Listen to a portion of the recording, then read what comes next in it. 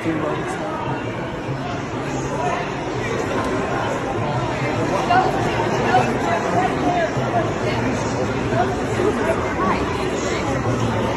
did they go?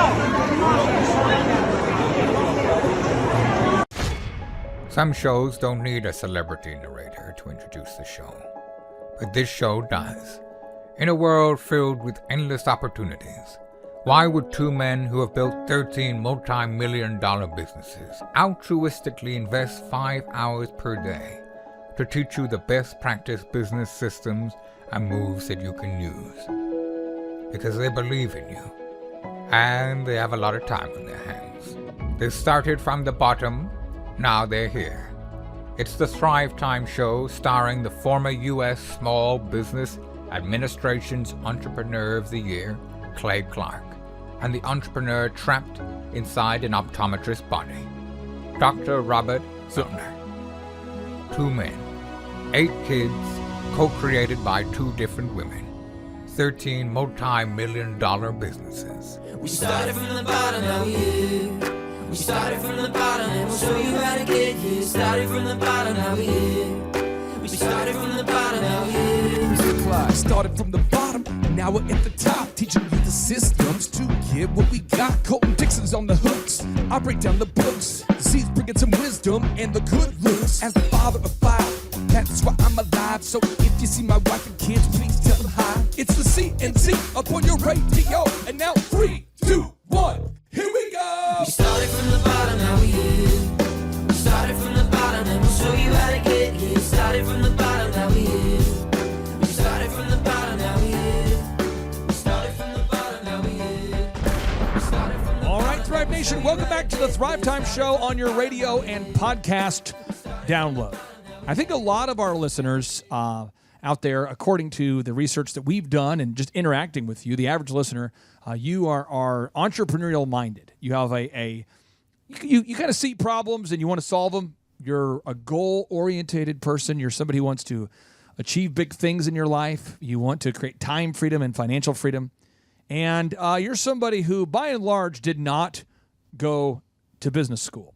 And I think there's a lot of anecdotal research out there that would indicate it's probably a wise idea for many people to not go to college. I think there's a lot of reasons out there that many entrepreneurs really, really should not go to college because going to college for a lot of people is a complete waste of time. And the reason why is because a lot of people are going to go to college and they're going to spend a massive amount of time getting in debt, and they're not going to learn any practical skills. A lot of people are going to go to college and not gain any practical skills. However, there is a time that people might want to consider going to college. And that would be if you have a specific goal in mind and a specific skill you're looking to obtain, and if you know that the professors who are teaching you actually know what they're talking about. Now, that's a big if, because there are a lot of professors that I have met over the years who have no idea what they're talking about, and they have never run a successful company, and they basically hide on the campus.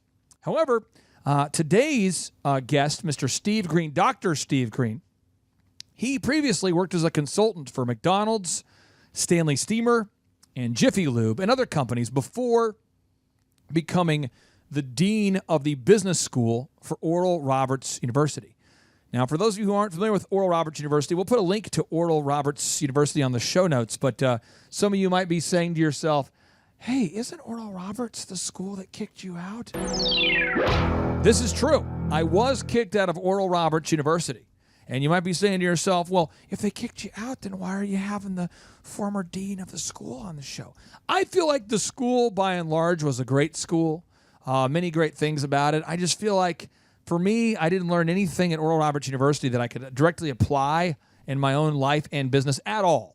Now, Chuck, that might be different for you. I mean, when you went to college, did you find there were things that you learned while attending Oklahoma State University that you actually used while either running your own business and or today coaching businesses? To be completely honest, Yes. The only thing college did for me was give me a little bit of chance to grow up and be an idiot and not make too much of a mistake in my life because I was on a path. But literally for 4 years of college, I went to 5 different schools, 2 business degrees, 1 marketing, 1 management.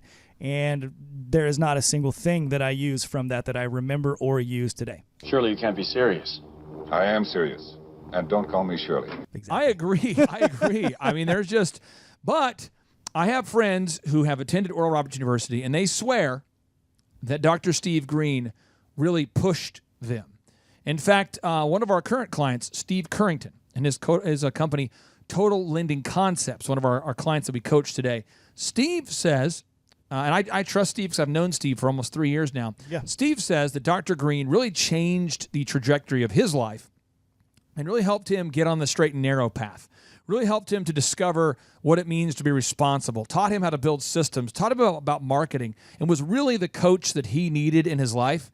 And so I thought, I'm going to do some research into this Steve Greene, this character here. This PhD. Is this guy the real deal or not? And so, ladies and gentlemen, upon further review, this guy has actually worked directly with McDonald's, Stanley Steamer, Jiffy Lube, and other top companies as a strategic advisor. Turns out he's not so green. He's legit. He's not green. Ladies and gentlemen, let's hear it for the PhD and the former dean for Oral Roberts University. Let's welcome him onto the show. I realize I can't hear you clapping, but I'm going to do it. Oh, ladies and gentlemen, here we go. Yeah. Dr. Steve Greene, everybody.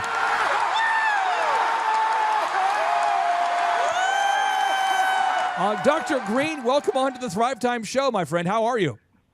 I am great. It's so excited to be here. And wait a minute. I got to ask you about this 834 5-star review. Yeah.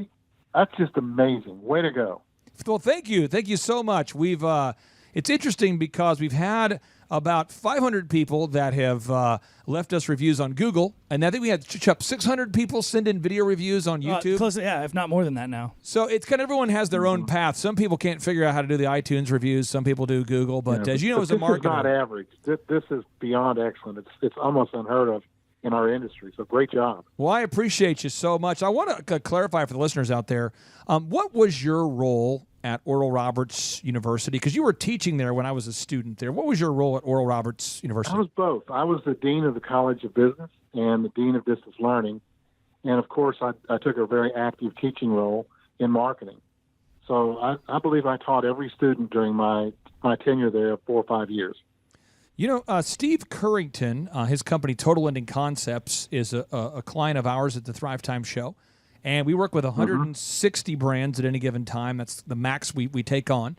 And so we have kind of a waiting list in different categories. And so I've worked with Steve now for years. And Steve is always bragging on you. So before I let you brag on you, I want Steve, what kind of impact did Dr. Steve Greene make in your life? I mean, why are you such a big fan of our legendary podcast guest? Oh, geez, I wish I could write a letter of recommendation like he did for me, and I probably can, but I can just tell you that at a time in my life when I was building my business, he stepped into that coaching role for me, and this was end of 2008, 2009, both as a coach, as the pastor of my church. I went to his church, Bixby Community Church, that he was pastoring while running several businesses and doing his own coaching thing, and the School of Business, being the dean at ORU.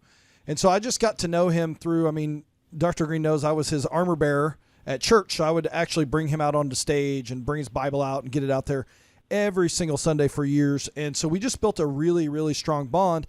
And he became somebody in my life, much like you have now, Clay, since we've been hanging out, that I just listen to. And so I take my book recommendations from Dr. Greene. I take my marketing cues from Dr. Greene. I took every single step of me building my mortgage business, which was mediocre at best until I met him. And he was really that implementation artist that helped me kind of decide what the right thing to do was and then to get it implemented in my business so that I could execute it. Now, Dr. Greene, I want to get your take on this because a lot of our listeners aren't as familiar with you, obviously, as Steve Currington is, or as I was as a student of Oral Roberts University. Could you share with our listeners a little bit of a look into your background and how you, where you started and how you got to where you are today? Sure, Clay. But first, let me just say what I feel about Steve Currington, that, we all have our, some people like to collect trophies and medals and awards. And, I like to collect success stories. I think you're like that too, Clay. Right. What I've seen in Steve in these growth years, and even since I've left, and you have certainly taken him to heights that I didn't get him to, but he's such a learner, and you know that he absorbs anything that you throw at him. And I think the biggest thing to say about his business is it just gets it done. He takes care of people. If you tell somebody he's going to get it done, it gets done. And that's why he's different. That's why he's leading the pack in the mortgage industry. And, he's just been a dear friend and somebody that I feel like understands the principles of getting it done, execution, go to work. So where did I come from? Basically, I was an egghead. I probably still am. I'm an academic. I had my marketing degree, a PhD in marketing in 1983. So I was a college professor for a lot of years. And as most people, I got kind of tired of answering that question. If you're so good, what are you doing in the classroom? And we all know if you can't do it, you teach. So I had to get rid of some of those shackles that people were trying to put on me. And I just ended up stopped teaching, consulted. I did a couple of gigs. You've listed some of those folks I worked with and worked amazingly with. Just so many good stories to tell. Over 83 television markets, and spent a lot of time with NBC and their products and their clients, and really learned the industry on the street, much like you have, in hand-to-hand combat, working at the retail level, making it happen at the cash register. Results speak loudly. And when you can deliver results at the small level, you get to play in AA, AAA, and I finally, made it to the majors. I went to San Francisco and had that opportunity to work in a major market with a major television station, and felt like I'd done that. And, it comes at a great big price. And I got to an age where I wasn't willing to pay that time price any longer, and came back and went back into academics, ended up at ORU. And there was another revisit to why I was born, and that's to teach in a college classroom and to teach young people now that are not in the classroom. I still work with people every day, as you do. I want to begin my apologetics tour for all the academics out there, because this is something I want to shed light into. I remember when I grew my company, and Paul, you've probably experienced this, but as you've grown Hood CPAs, I was growing DJConnection.com. And I remember I was at a breakfast event, and I was speaking there, Dr. Greene, I was speaking to the Tulsa Bridal Association. And one young lady, she says to me, I have a question. How do you get your website to the top of Google? And I tried to explain it to her, and at the rate of which that I act and at the speed that I act. And I found that I was really good at doing it, but really bad at teaching it.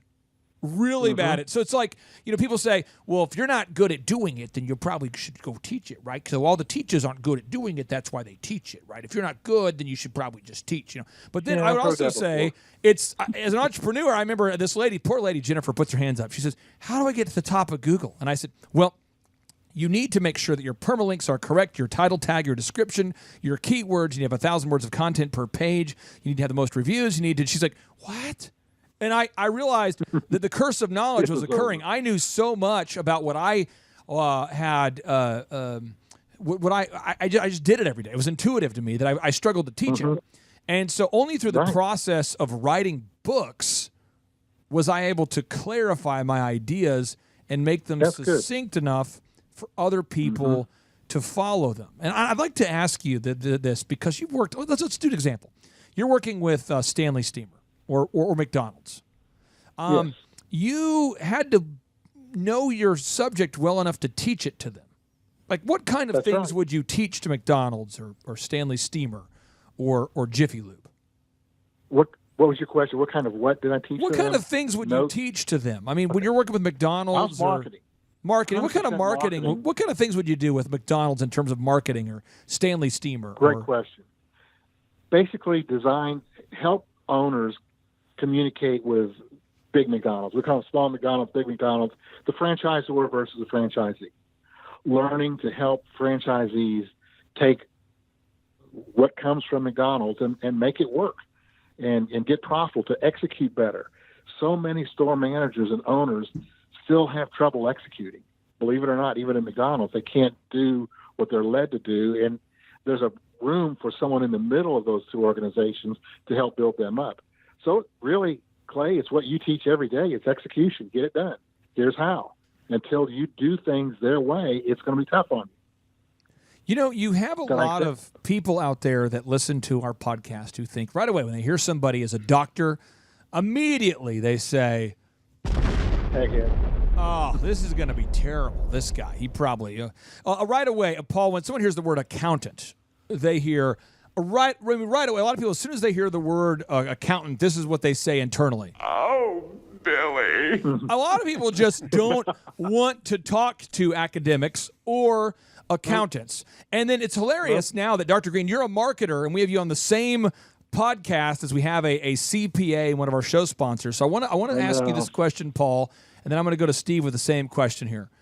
How are you different than the typical accountant? Because the perception of most accountants is that you have no emotional intelligence, that you have no practical knowledge, and that you basically talk in circles and encourage everybody to file extensions because you're not on top of your crap. That's the average person's perception of an accountant. Talk to me about how you're different than the average accountant. Well, unfortunately, that perception is probably true for the average accountant. Why I'm different is most accountants are accountants because of they're technicians. That's what they chose to do because they were good at math. They really didn't like people. You know, they wanted to put on the green visor and pile their desk high with files. I'm a people person. I like to be around people. I enjoy life. I enjoy success, just like you, Dr. Greene. I enjoy success stories, and I discovered that through being a CPA and a registered investment advisor, that I can play a role in helping people become successful in their business and personally, versus the average CPA or accountant just takes historical data and puts it on a tax return, or historical data and puts it on a financial statement. So I like playing that role of helping people be successful, Clay. You know, Dr. Greene, I've heard a lot of people outside of Steve brag on how practical your classes were at Oral Roberts University. A lot of people bragged on it. So I've heard that from other people. But for the folks out there who don't know how you are different than the typical academic or professor of marketing from an esteemed university, can you explain to us what makes you, or what makes your approach to marketing different from the typical, or I guess what people believe to be the typical academic in the field of marketing? Well, first of all, many academics don't have street experience. They just stayed in the university level, came out, went to teach. I've been on the street for so many years, literally working in hand-to-hand combat with retailers. I've also owned businesses. I've owned restaurants, and you learn the pain of writing that check to a marketing that doesn't work. What makes me different is I want to hold every single dollar. I'm very much an accountant in this way. I understand cost accounting. I know how to keep score. And if we don't know how to keep score, we don't know how to win. We've got to understand what those numbers mean. And so the very first thing I want to do is be held accountable for the results of advertising dollars spent. So many years, since the 50s, 60s, we've gotten away with these kinds of marketers have gotten away with this. Trust me, it's going to work. Give it time. Give it 6 more months. It's going to work. This is how we do it. We got to build brand. Those days are over, Clay. We've got to get it done now. We've got to get results for investment now. So that's how I'm different. So you're a results-focused marketer, which and you happen to have spent time in academia. So don't hold it against you, is what I'm hearing. Yes, sir. Frankly, I think I know enough theory, of course, as an academic. I've written a lot of scholarly papers, but so what? Until I can translate it to a store owner, to a business owner, to an entrepreneur, translate it into profitability to spend the least money you can, and that's our CPA friend, his job is to spend the least money you can and yet still be legal and do everything right. So I've got to get results. It doesn't do any good to save you money if we don't get results. We've got to spend what we need to spend to get the word out and to get people inside the store and coming back. It's that repeat purchase that makes most marketers stop at getting them in the front door. We've got to have the back door handled. And if I can speak, Clay, I'll just tell you, I think there was a period of about 2 years when I was working with Dr. Greene that he did training in my office every Tuesday and Thursday. We'd do training at 7 o'clock, and we just started inviting anyone that wanted to come. And it got to the point where we ran out of room. And what was a funny joke between me and Dr. Greene is I think for about 2 years, he would ask the question and the answer would always be systems. And so you remember this, Dr. G? I would say yes, sir. Systems, because everything was built around, and that's where he really helped my company launch, is just getting, that first book he assigned, which was his Get Rid of Me book. If I read it, he would meet with me, but if I didn't, then he would never talk to me again because I didn't read the book. And it was called The E-Myth Revisited by Michael Gerber, which I know you've read, and it's a systems book. And so I think that's where the practical application of what Dr. Greene knows is just getting those systems into place. And I remember him telling us stories about him sitting in the parking lot at McDonald's and counting how many people went through the drive-thru and then parked their car in the parking lot and ate. And how many people came back and you had a term for them. They called them shoes or super heavy users, people that ate at McDonald's 7 to 10 times a week.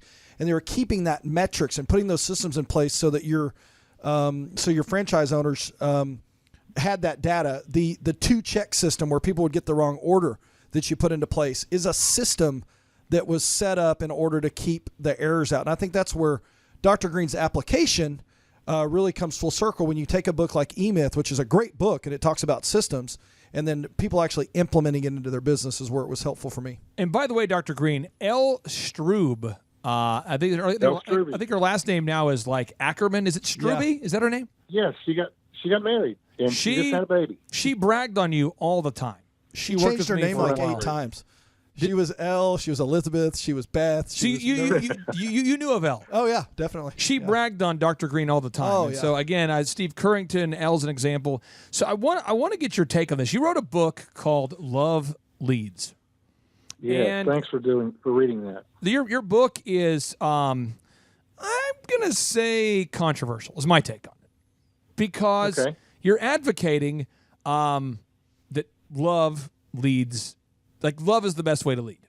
In a world where the statistics would show, and I'll put them on the show notes, so Eric will put them on the show notes, but the U.S. Chamber of Commerce reports, they did a report with CBS News. They showed that 75% of employees steal from the workplace. Inc. magazine showed that over 80% of people lie on their resumes. Gallup shows that 70% of people hate their jobs. So there's a lot of negativity out there, and yet you're writing a book called Love Leads, which is about, can you explain what Love Leads is about for all of our listeners out there? Yes, and your statistics prove my point. You know, these things happen because they're mistreated at work. They have been. This is not a new problem that I've discovered. I'm just writing into a single factor. If you look at the cover of my book, you see that I've got the word strength knocked out. Because the average leader thinks that being strong and tough is the answer to everything. Bang the desk, yell, scream, holler, throw out some choice words, and people will get better. Threaten their job. That's Frederick Taylor back in scientific management days.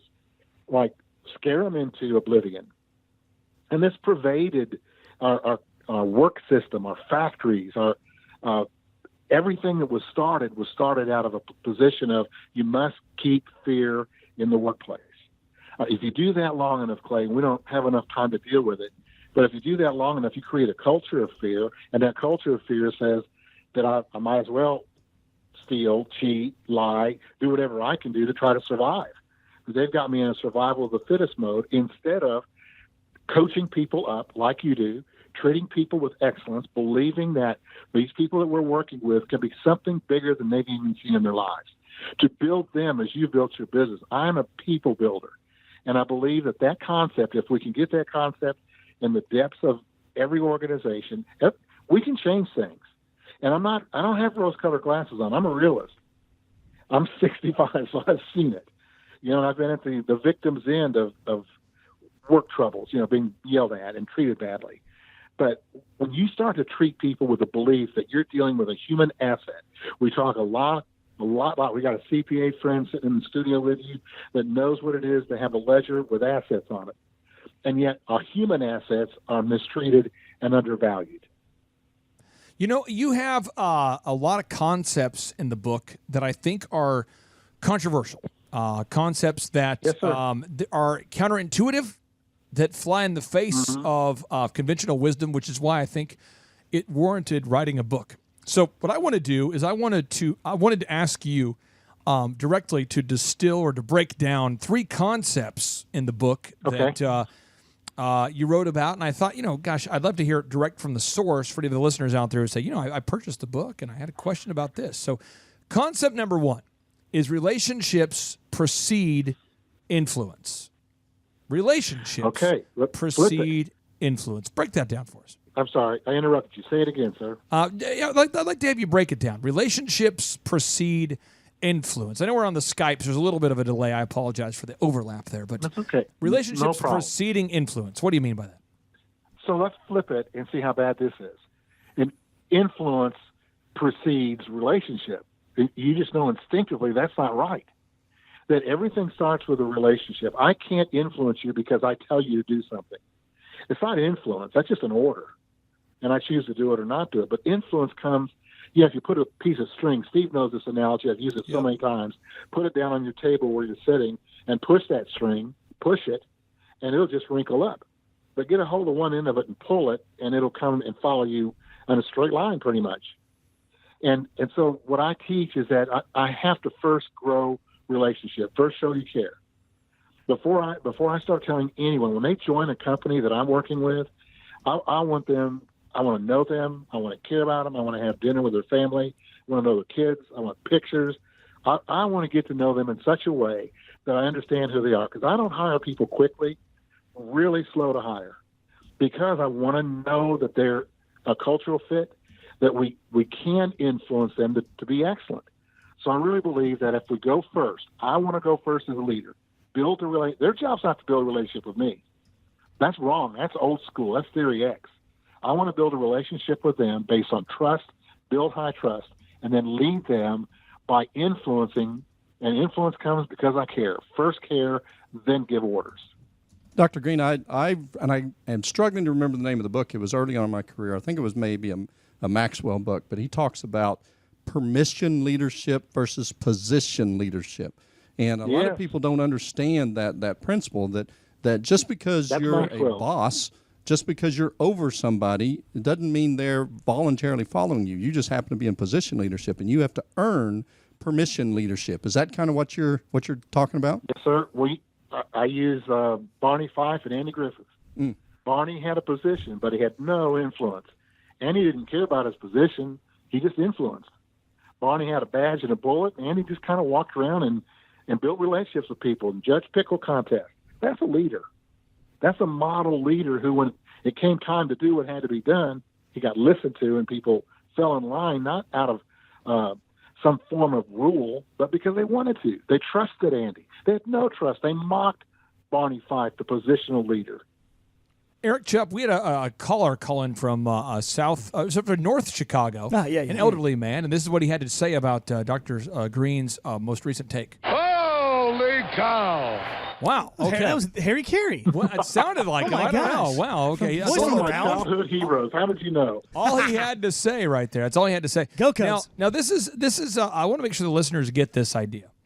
I don't disagree with anything Dr. Greene just said, but I will say this: that if you don't heed the advice of the founder of Southwest Airlines, and Chupp, I want you to pull that from the Tate Boys interview as well because it's such a powerful quote. You want to hire character and train skill.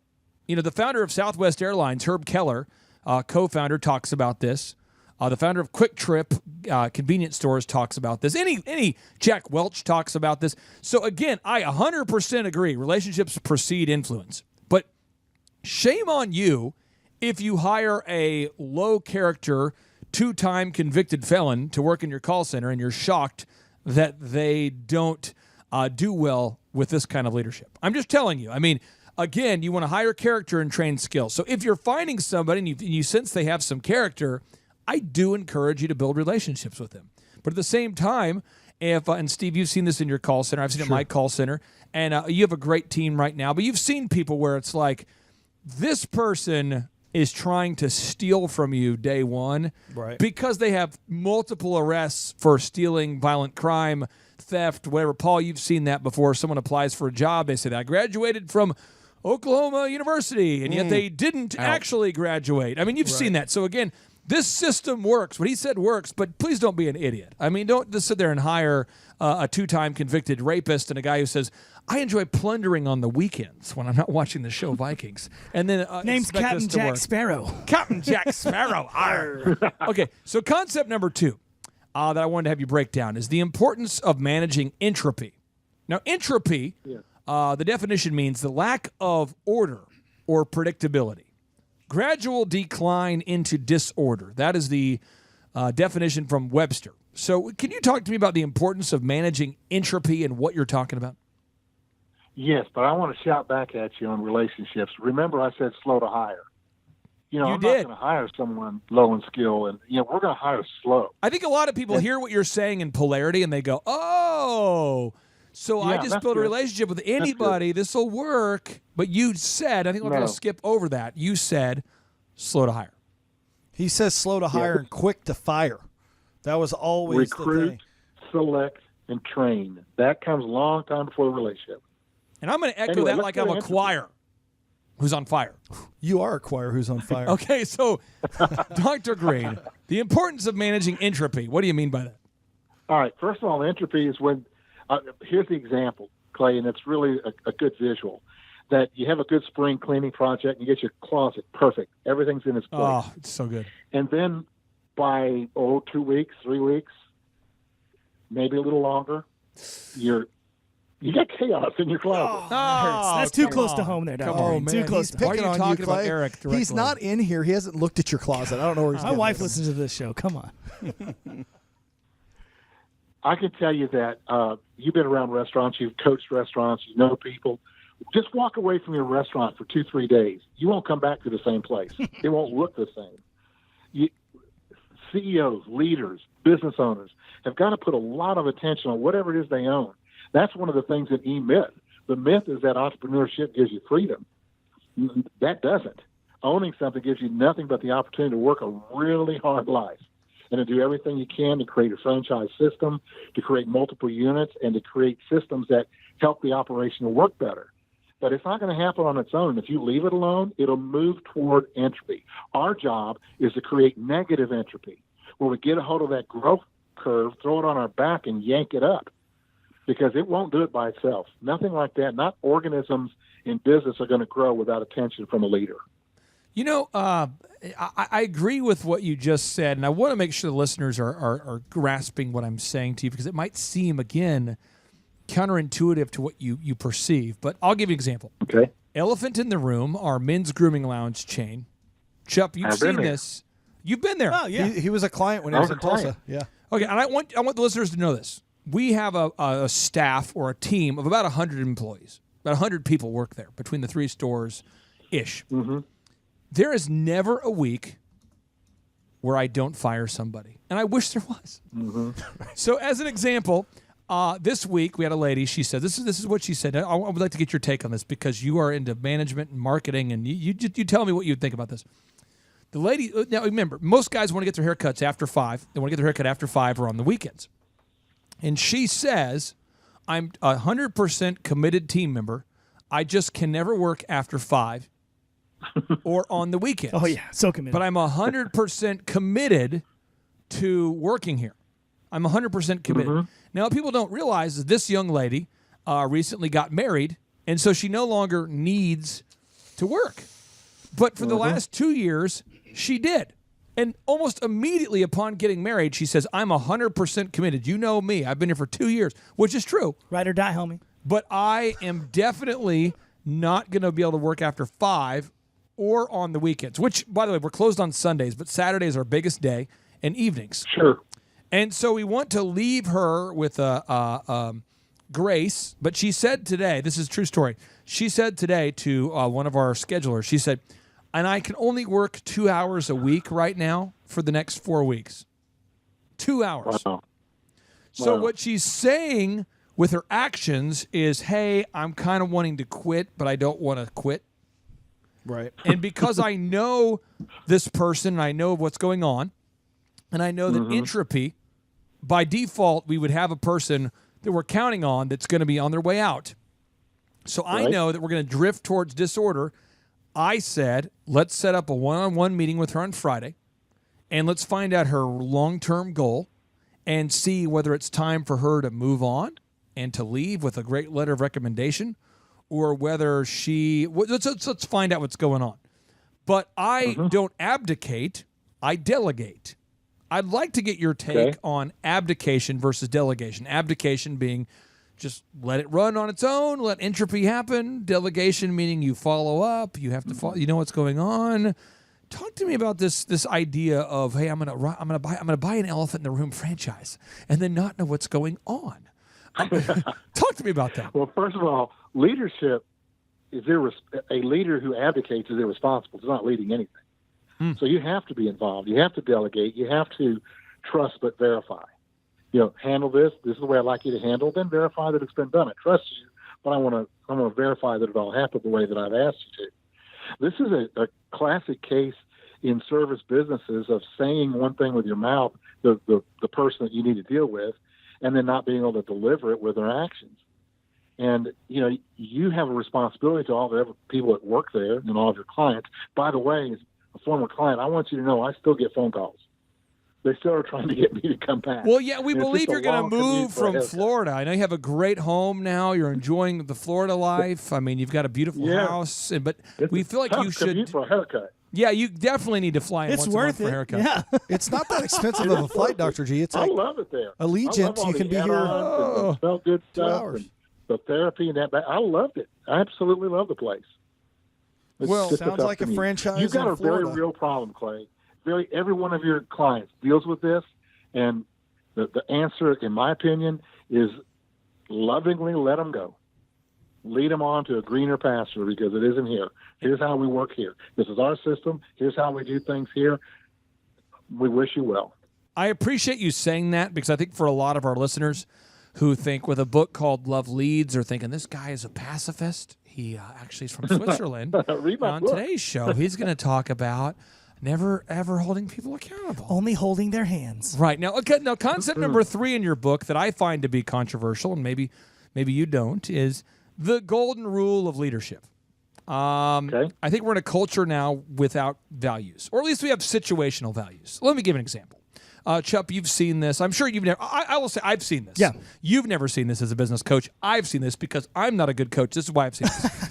I had a client of mine, true story, a client of mine who's talking to me about, hey, I'm thinking about leaving my wife, and I wanted to know the strategy to minimize my tax implications.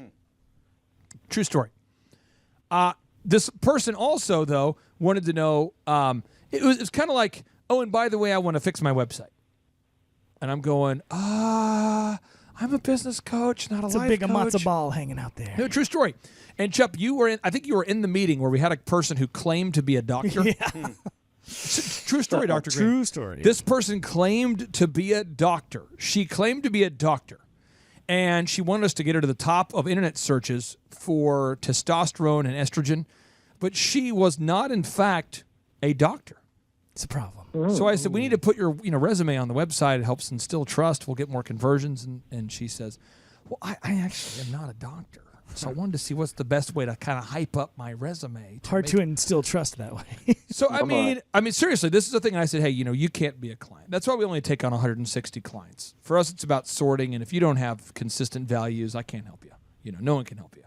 So the golden rule, even that phrase, just seems so old school. It seems like, oh my gosh, rules.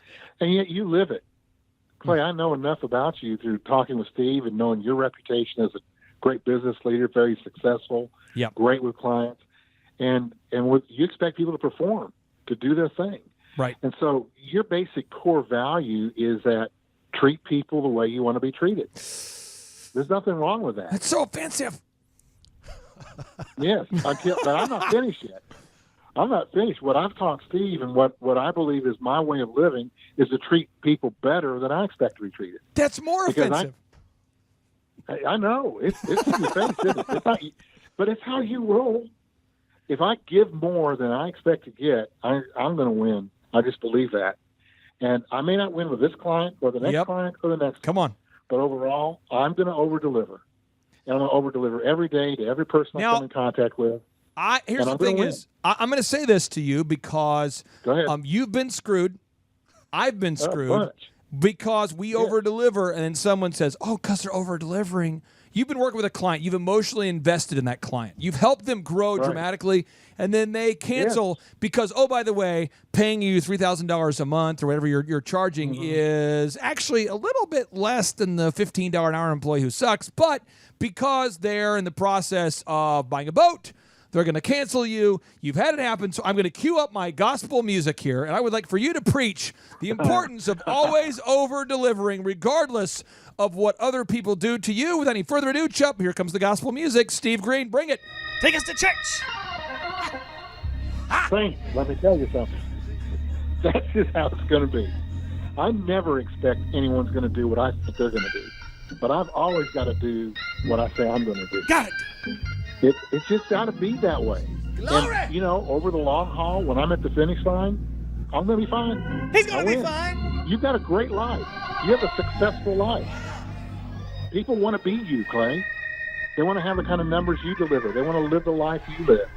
They just don't understand where they are yet, and they think that cutting out an expense, cutting out paying someone after you've already made them successful is the right way to treat people. Well, they're on their way down. Oh, okay. Now, speaking of incredible gospel dissertations, you recently interviewed the man that I feel like I know better than anybody else in the world who I've never met. It's so weird. I don't spend an hour a day with even my best friends, and I spend an hour and a half every single day with TD Jakes. Oh, yeah. Literally, Well, that tells me a lot every about you. single day, I listen to TD Jakes. Now, through a unicorn event, Winters and King, one of our clients that we work with, we've worked with Winters and King now for 4 years, helping them with their marketing, and they represent Brother TD Jakes and Brother Craig Rochelle and Joyce Myers from a legal perspective. So I'm trying to get him on our podcast. But because I think the man has class, he has priorities, he's yet to commit to be on our podcast, and yet he has been on your podcast. And so you obviously are kind of a big deal, and you have a great reputation that precedes you. So I want to ask you about how you got TD Jakes on your podcast and what you learned most from him being on your podcast. Because I listened to your podcast twice. It blew my mind. My gray matter exploded out of my head in a figurative sense. I had to put it back in, listen to it again. I'm just telling you, I absolutely love Brother TD Jakes, and the fact that you had him on your podcast was unbelievably exciting for me, knowing that Steve speaks so highly of you. I thought to myself, this has to be a highlight for Steve. Talk to me about interviewing TD Jakes, what it was like. I mean, talk to me about having him on your podcast. So first, let me ask you, how many times did I not ask the question that you were going to ask? Because if you're sitting in that seat listening, you're going to say, ask him this, push here, go Right. there. How many times did that happen in the show? Oh, the entire time I'm taking notes, and I just kept saying, get ready, get ready, get ready. Get ready, get ready. I was like excited because I kept going, He was here eating it comes. he was eating a peanut butter and jelly sandwich. Peanut butter and jealous. Right sandwich. Nice. Oh, wow. No, I'm being serious. I was so excited about having him on your podcast. It blew. I love TD Jakes, and he every day about 4:15 p.m. I think this thought, Steve, Dr. Steve, you can tell me. I think to myself, is it ethical or legal to kill a man? Just one right now. I don't know, and I'm so mad. And then every morning I go to bed at night, and every morning I reset. And TD Jakes does such a good job about sharing the context of the scripture and the story around it, what it meant, what it means to you, the context of that time. And he made the Bible relevant to me in a way that only Carlton Pearson had ever previously done. And when Carlton Pearson switched teams, Carlton's still a friend of mine, but when he decided to no longer be a Christian and to switch to becoming a universalist or whatever that is, I kind of felt violated. And I felt like I knew God was real, but I felt like I had lost a brother or a close friend. The only person that ever made the Bible real or relevant to me was Carlton Pearson, ever. Yeah, And when I've heard Carlton that many switched, times. I thought, gosh, I don't know what I'm going to do to make the scripture illuminate to me like it did before. And I remember meeting with Carlton Pearson for lunch because I hired Carlton to help me become a better speaker. And Carlton had told me, Brother T.D. Jakes is one of the most talented people that he'd ever worked with. And he had said that, so he'd spoken so highly of Brother Jakes that I actually started listening to him. And this was before YouTube and different things were available. So I had to buy VHS tapes and get my hands on whatever I could. And I honestly believe T.D. Jakes is a guy right at my breaking point. Not that I was going to lose my faith, but it was a guy that I was going to lose my motivation, I think. T.D. Jakes was there for me to pick me up as I started to fall. Can you talk to me about just T.D. Jakes, interviewing him, your relationship with him? I just want to hear you talk about your relationship with T.D. Jakes. Okay, well, we have a lot in common. T.D. Jakes, and I'm not even a speck on his back. You know, I'm a long way from being the kind of man that he is. But what I know about him is he's a business pastor. He's got a marketplace ministry. In other words, he spends as much time with business owners as he does with parishioners in his church. He gets entrepreneurs. He's got an entrepreneur spirit that's as strong as yours, Clay. And what he does with that is he finds out how God's in the marketplace. We're not living in an agronomy economy like Jesus walked. You know, he could just talk about wheat and seeds and fig trees, the sea and fish. He talked about what that life was. Now we got a guy like T.D. Jakes who can speak very clearly to men like you and I and other business owners and speak to them about their dreams and what they want. And he's very much a dream caster with a very strong sense of reality. He will call you out if you're just a dreamer without being a doer. He's got a lot of one-liners that are just so powerful, but they'll cut you to your heart until you understand what it means to execute. T.D. Jakes is an executor. He's working in the entertainment industry. He's big, and he helps people. When he sits across the desk from someone like you're speaking of now, what he does is he makes it come alive, he makes it real, and he doesn't milquetoast the gospel one bit. But he talks not down to them, but with them. He's just got a way of waking up the dreams that are already planted inside of us. God's got dreams in us. He's planted them there. And we're just too lazy to execute, unless you and people that are in that studio with you right now, they're all doers. I would believe that everyone who circles in your gravity sphere, everyone that's around you gets things done or they go away. They are executors. That's what T.D. Jakes, that's why he resonates with you. Sorry. There was a time that Oprah attended T.D. Jakes' church in Dallas. Yep. And Oprah has a different faith than the Judeo-Christian faith. And she sat down in the service. They were doing a behind-the-scenes, kind of like, what is T.D. Jakes? What is his ministry all about? And I only watched this because I watched the movie The Butler. Have you seen The Butler, Dr. Greene? Have you seen The Butler? I don't think so, bud. I respect your time so much, I will only give you one recommendation, and that is to watch The Butler. I'm writing it down now. The Butler was in my hands when we started talking because I knew you would have much to say. That's the only recommendation I have for you and all the listeners is that The Butler was the story about the first African American ever working in the White House, and he was working as an assistant, the butler to the president.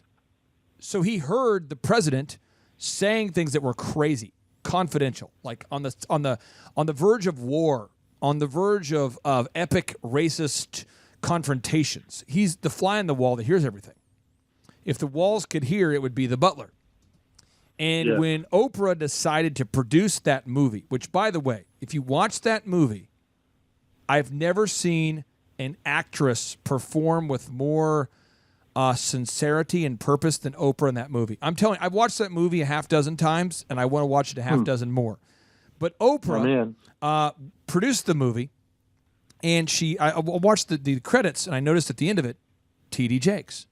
And I'm going, what in the world does T.D. Jakes do for Oprah? So I started searching, and long story short, Oprah's a huge fan of T.D. Jakes. So she travels to his church in Dallas, and he's talking about the loaves and how the fish and the loaves. Now, Christ was able to multiply those things. And she explained to T.D. Jakes, you see her on camera. If you watch it, it's on YouTube. It's Oprah Visits T.D. Jakes. Find it on YouTube, and Shep will put it on the show notes I'll find it. so listeners can find it. And Oprah begins to cry. And she explains to T.D. Jakes that she had never got the message of that part of the Bible ever. And it was only through what he taught that it illuminated. It made it real for her. It became alive. And I feel like that's what T.D. Jakes does, and I feel like that's really what you did as the Dean of College of Business at ORU. Business could be boring. The SWOT analysis, strengths, weaknesses, You say opportunities, threats. You might say, "Gosh, that's so boring." Talk to me about your passion for making business relevant and illuminating it and making it interesting for your students. Where does that passion come from?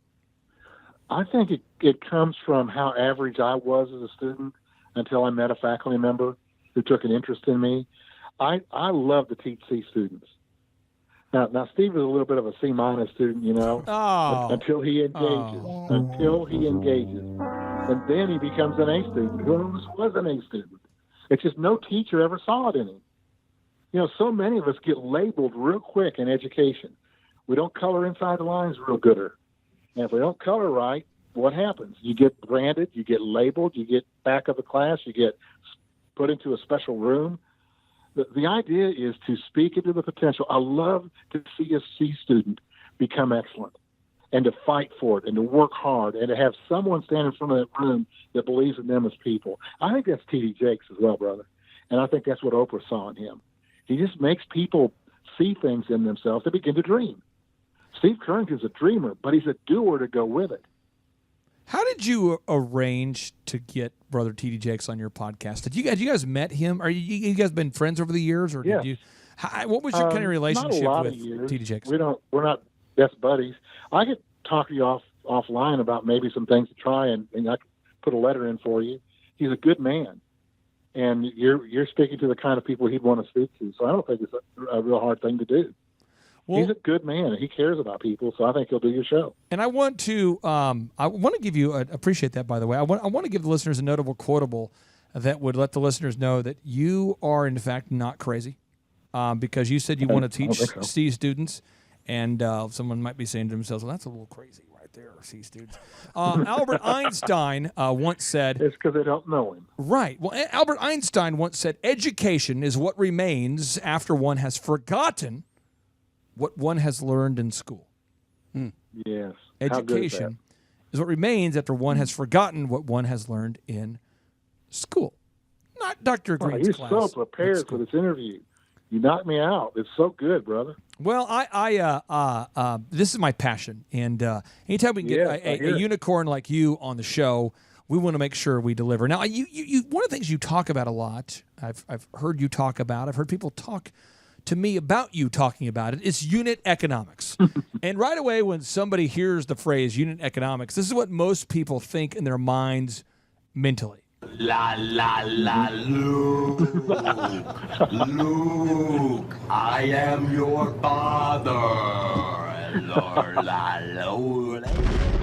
I think a lot of people, though, again, when someone starts to talk about unit economics, I have an audio clip, Paul Hood, you would appreciate this. This is an audio clip of a CPA, a colleague in your industry, explaining to a group of college students what unit economics is all about. And luckily, I was able to mic his classroom without his knowledge there. Paul, adjunct professor, Paul, one of your competitors, one of your peers. And I'm going to play this for you, and you can tell me whether this seems accurate. This is what he had to say to his classroom of 300 people, 100 of which were asleep. A lot of pressure. You got to rise above it. You got to harness in the good energy, block out the bad. Harness, energy, block, bad. Feel the flow happy. Feel it. It's circular. It's like a carousel. You pay the quarter, you get on the horse. It goes up and down and around. Circular. Circle. No one has any idea what's being discussed. I mean, it's crazy. Paul, have you ever felt like that? You're in a class at OSU or any other college where you're thinking to yourself, what is this guy talking about? I'm pretty sure I had a class with that guy. Taught me at Oklahoma State. Oh. Absolutely. Okay, so Dr. Greene, I'm giving you an opportunity to teach and to preach and to share because you care. My friend, break down unit economics for all the listeners out there. Why does it matter? I'm going to simplify it because I don't want to be a cut for you later in another show. No, I will not. I've never done that to a guest. I will not. I'm scared to death now. Okay. Here it is. First of all, you got to know your customer count. How many customers do you need at your average ticket? What is your average ticket? How much you make on the average visitor? No, we're going. Eric Chupp is putting these on the notes. He's putting them on the show notes. So let's repeat that real quick because Eric Chupp is putting these on the show notes for the listeners. All right. We've got to know what our average ticket price is. Got it. $10. All right. We make $10 if somebody walks in the door. That's our average. Some will be lower, some will be higher. Now, how many people are going to come in the door? How many people do I need to come in the door to cover my fixed costs. Just on a break-even basis. How much? You can do this on a napkin. I taught it in my high-level, senior-level class. This is how we dummied it down. Do it on a napkin, or it's not good enough. Real quick, if you need a spreadsheet, it doesn't help me. Thrive Nation, if you're out there listening and you say to yourself, I don't need to know the number of customers I need to break even, you might be in the same camp or company as one of our listeners called in, Chup, and he said, I read a little bit of what Dr. Greene talked about. I attended a class or two, just kind of observing, and he told me what to do, and I decided not to do it. And this is what happened to me. And Chup, he wanted to share a testimonial of what would happen to him as a result of deciding to hear what to do and then not do it. So I'm very excited that the listener was able to be on the show. This is good. It's good that you have all this audio equipment with you. This is awesome. Well, he left the voicemail, Chup. We do record calls for quality assurance. So here we go. First off, I am 35 years old. I am divorced. And I live in a van down by the river. Okay. All right. So that's what happens if you don't know your break-even point. Back to you, Dr. Greene. There are so many vans down by the river because people don't care about unit economics. They don't care about the business side of it. They just, how about this? In a restaurant, I just always wanted to cook food forever. I just wanted to be a chef and cook food and have real high food costs and over-deliver, have 6 customers per table. Have 6 servers per table, and just do everything and over-deliver and run out of business as fast as I can. There's a listener out there. That's what happens. There's a listener out there who decided, they said, you know what? I'm not going to listen to Dr. Greene and unit economics. And another voicemail. Another one. And they left us a voicemail, and they said, he talked a lot about unit economics, but I was too busy because I'm so passionate about the food that I really couldn't implement what he said. And so we were able to record the voicemail he left. We have a call screener who won't let everybody through. And they said, obviously, sir, you don't qualify to probably be on the show, but if you want to leave a voicemail, we'd be happy to play it. And so without any further ado, Chup, this is what a listener out there had to say who was passionate about their restaurant and their recipes, but not so passionate about knowing their numbers. Looks like I picked the wrong week to quit sniffing glue. Looks like I picked the wrong week to quit smoking. Looks like I picked the wrong week to quit drinking. Looks like I picked the wrong week to quit amphetamines. All right. So, I mean, it's not going to go well for you if you don't know your numbers. Have you ever seen an example where somebody did have success that did not know their numbers? I don't know of one. Surely you can't be serious. Yeah, of course. I am serious. And don't call me Shirley. Okay, so it's very rare. I mean, to Steve Currington, you wanted to chime in there. Funny joke between Dr. Greene and I is every once in a while I'd go, Dr. Greene, I think I want to open a restaurant. To which he responds, why don't you just give me $1 million now? Save the time. And I'll give you $500,000 back in 3 years. And then you will not have bankrupted. Nice. Because that's what the funny is. Okay. Everybody wants to open a restaurant. Dr. Greene, we have to know those numbers. And again, just kind of repeat, what are the things everyone has to know? It's the average ticket price. What else? Let me talk about the elephant in the room. If you don't know how many customers are walking in that door and what your average ticket is, you have a real difficult time projecting revenue. We've got to be able to project revenue so we can do something about it and make sure we cover our costs. So we start right back at square one, make sure we have a real good, clear understanding of, first of all, like you do, you drive up that average ticket. You've got an assumed average ticket, but the job for everybody inside the store is to sell add-ons. And you commission those and you encourage those. As an example, Paul Hood with Hood CPAs, they don't want to just do your taxes, because if you just do your taxes, it's a reactive thing. It's like, hey, this is how much you owe, boom, here's your taxes. This is how much you owe, boom.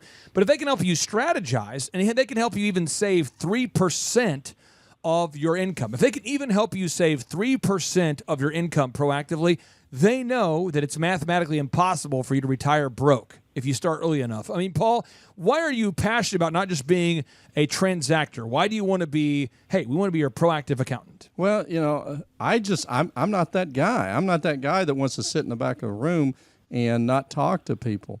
And I want to bring value to the people that I'm meeting with. And anybody, I can hire the people that'll do those tax returns, and I review my share. But the exciting part of life is, like Dr. Greene saying, taking and I don't know if they would be a C student, but a person that's willing to work extra hard. They just don't know what to do, and I love getting in front of them and helping guide them through the principles I've learned from you, Clay, and the principles I've learned from experience and acquisitions. And I owned a restaurant and got out of it. But to be able to take somebody that is just an overcomer and that just doesn't know what to do and help guide them, and that's what we do at Hood CPAs. Chuck, I think for all the listeners out there who disagree with what's being taught, there is an alternative out there. Chuck, there's a parallel universe. There's a parallel country out there for all the listeners out there who say, I don't want to know my unit economics. I just want to focus on my passion for haircuts or bakery goods or fitness or whatever the crap your industry is. Chuck, and I want to make sure it's equal and balanced. I want to make sure it's always, Chuck, I always want this show to be fair and balanced. You have to be. And so I'm going to read a notable quotable from really a man who has a lot of respect from the people who are required to respect him, Kim Jong-un. And so in a rare show of benevolence, I will read a notable quotable from Mr. Kim Jong-un. He says, socialism is a sacred cause for realizing the demand and desires of the masses of the people for independence. It is a revolutionary cause that advances amid a fierce struggle against imperialism and all other counter-revolutionary forces. And oh, by the way, I do systemically rape people and pillage my people. Signed, Kim Jong-un. Signed. So, I mean, seriously, if you don't embrace capitalistic principles, I guess you could go to North Korea, and as long as you're Dennis Rodman, you get right in, you fit right in. Next thing you know, you're playing on the basketball team, you're watching Dolphins with Kim Jong-un, and you're all good. Dr. Greene, what do you think Dennis Rodman and Kim Jong-un have in common? Have you ever thought about that? Their height. No, seriously, what has made them like best buddies? They're both so different. Neither of them do things like anyone else does them. That's it. That's all I can tell you. I haven't done any research on this matter, but they don't dance to anybody else's drum. That's probably what they're into. They're like, hey, are you a sick freak? Yeah, I'm a sick freak. Are you a sick freak? I'm a sick freak too. Cool. Let's go to the sick freak party, man. I know you teed me up there, Clay. But no, I'm serious. So this is. I just want to ask you because Paul. You can obviously be the Monday morning quarterback here. You can one up Steve. But have you ever thought about what? We've had a country that for 50 plus years we haven't been able to find a single diplomat that can get into North Korea, can penetrate the society of secrecy and communism and come out with some answers. And yet we sent in a basketball player with green hair and as many piercings as possible, and he's the best we've got. What does Kim Jong-un and Dennis Rodman have in common? Oh, Clay, I think it's really simple, and I think you mentioned it, and Dr. Greene mentioned it a different way. I think people that are successful, and success is defined by different things, are freaks, are different than the average person. You're a freak, Clay. You grind, you work, Thanks, Paul. You spend time. Yeah, I'm a freak as far as CPAs are concerned. And fitness. Yeah, whatever. We're all freaks, and Kim Jong-un, he's a freak, and Dennis Rodman's a freak. Their freak just happened to match up, and so he let him in there. What kind of freak am I? Let me say this, guys. To sum that up, I want to give the listeners a notable quotable they can hang their hat on. I want to sum up that whole dialogue right there. Then we'll get back into some hard-hitting questions with Dr. Greene. I want to sum that up. This is what I have to say about that. You know what they say. See a broad to get that booty yak 'em, leg her down or smack 'em, yak 'em. I have no idea what that means. That's little audio from Airplane. So what an incredible movie Airplane was. Okay, so Dr. Greene, where do most companies get it wrong when it comes to marketing? I think it just begins right there at felt need. We think we've got a good product. We've built a better mousetrap. We've built a better piece of technology. And people are going to want it. Not everybody can get away with what Steve Jobs did. He created something that nobody had a need for, taught them to need it, taught them to want it. That's a rarity. That's a one in a billion. Yeah, he's a guru. He's the next level. That's like trying to. It'd be like if I'm a basketball player and I'm trying to.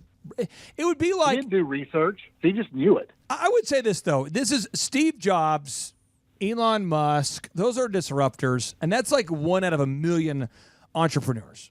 But if you're out there and you say, well, I can jump 52 inches, and my name is Michael Jordan, then you go ahead and do that. I mean, if you can jump, but I mean, step one, if I was teaching the listeners out there, step one, I want to be like Michael Jordan. Okay. Step one, be 6'6" or 6'7" and have a natural shot, by the way. Step one. Yeah. Step two, jump 45 to 50 inches off the ground. I got those covered. All right. And then we'll continue with the program. Steve Jobs had an intuitive knowledge of what people wanted, but you're saying for everybody else, myself included, where do we get it wrong? You've got to know what people need. You have to fill needs. Right. Wealth comes from filling needs, satisfying a customer that's got an itch that he's not been able to scratch, and you come up with an itch scratcher. That's and it. Suddenly, overnight success, right? Chuck, it took you 20 years. Chuck, I feel like that Steve just said something that's very, very practical, but I feel like a lot of people are thinking to themselves, gosh, it seems like it's so mean that he's saying that I can't be like Steve Jobs. I just have to solve a problem that people have. Chuck, as a business coach, where do you see people getting that wrong? Yeah, they come in like Dr. Greene was saying, and this idea of this business is their baby. And so they think everybody's going to love their baby as much as they do. Yeah. And it turns out, it's a beautiful baby. Before you had kids, any guys in the studio, and Dr. Greene, did you guys ever ride a plane before you had kids and there was a kid on that plane?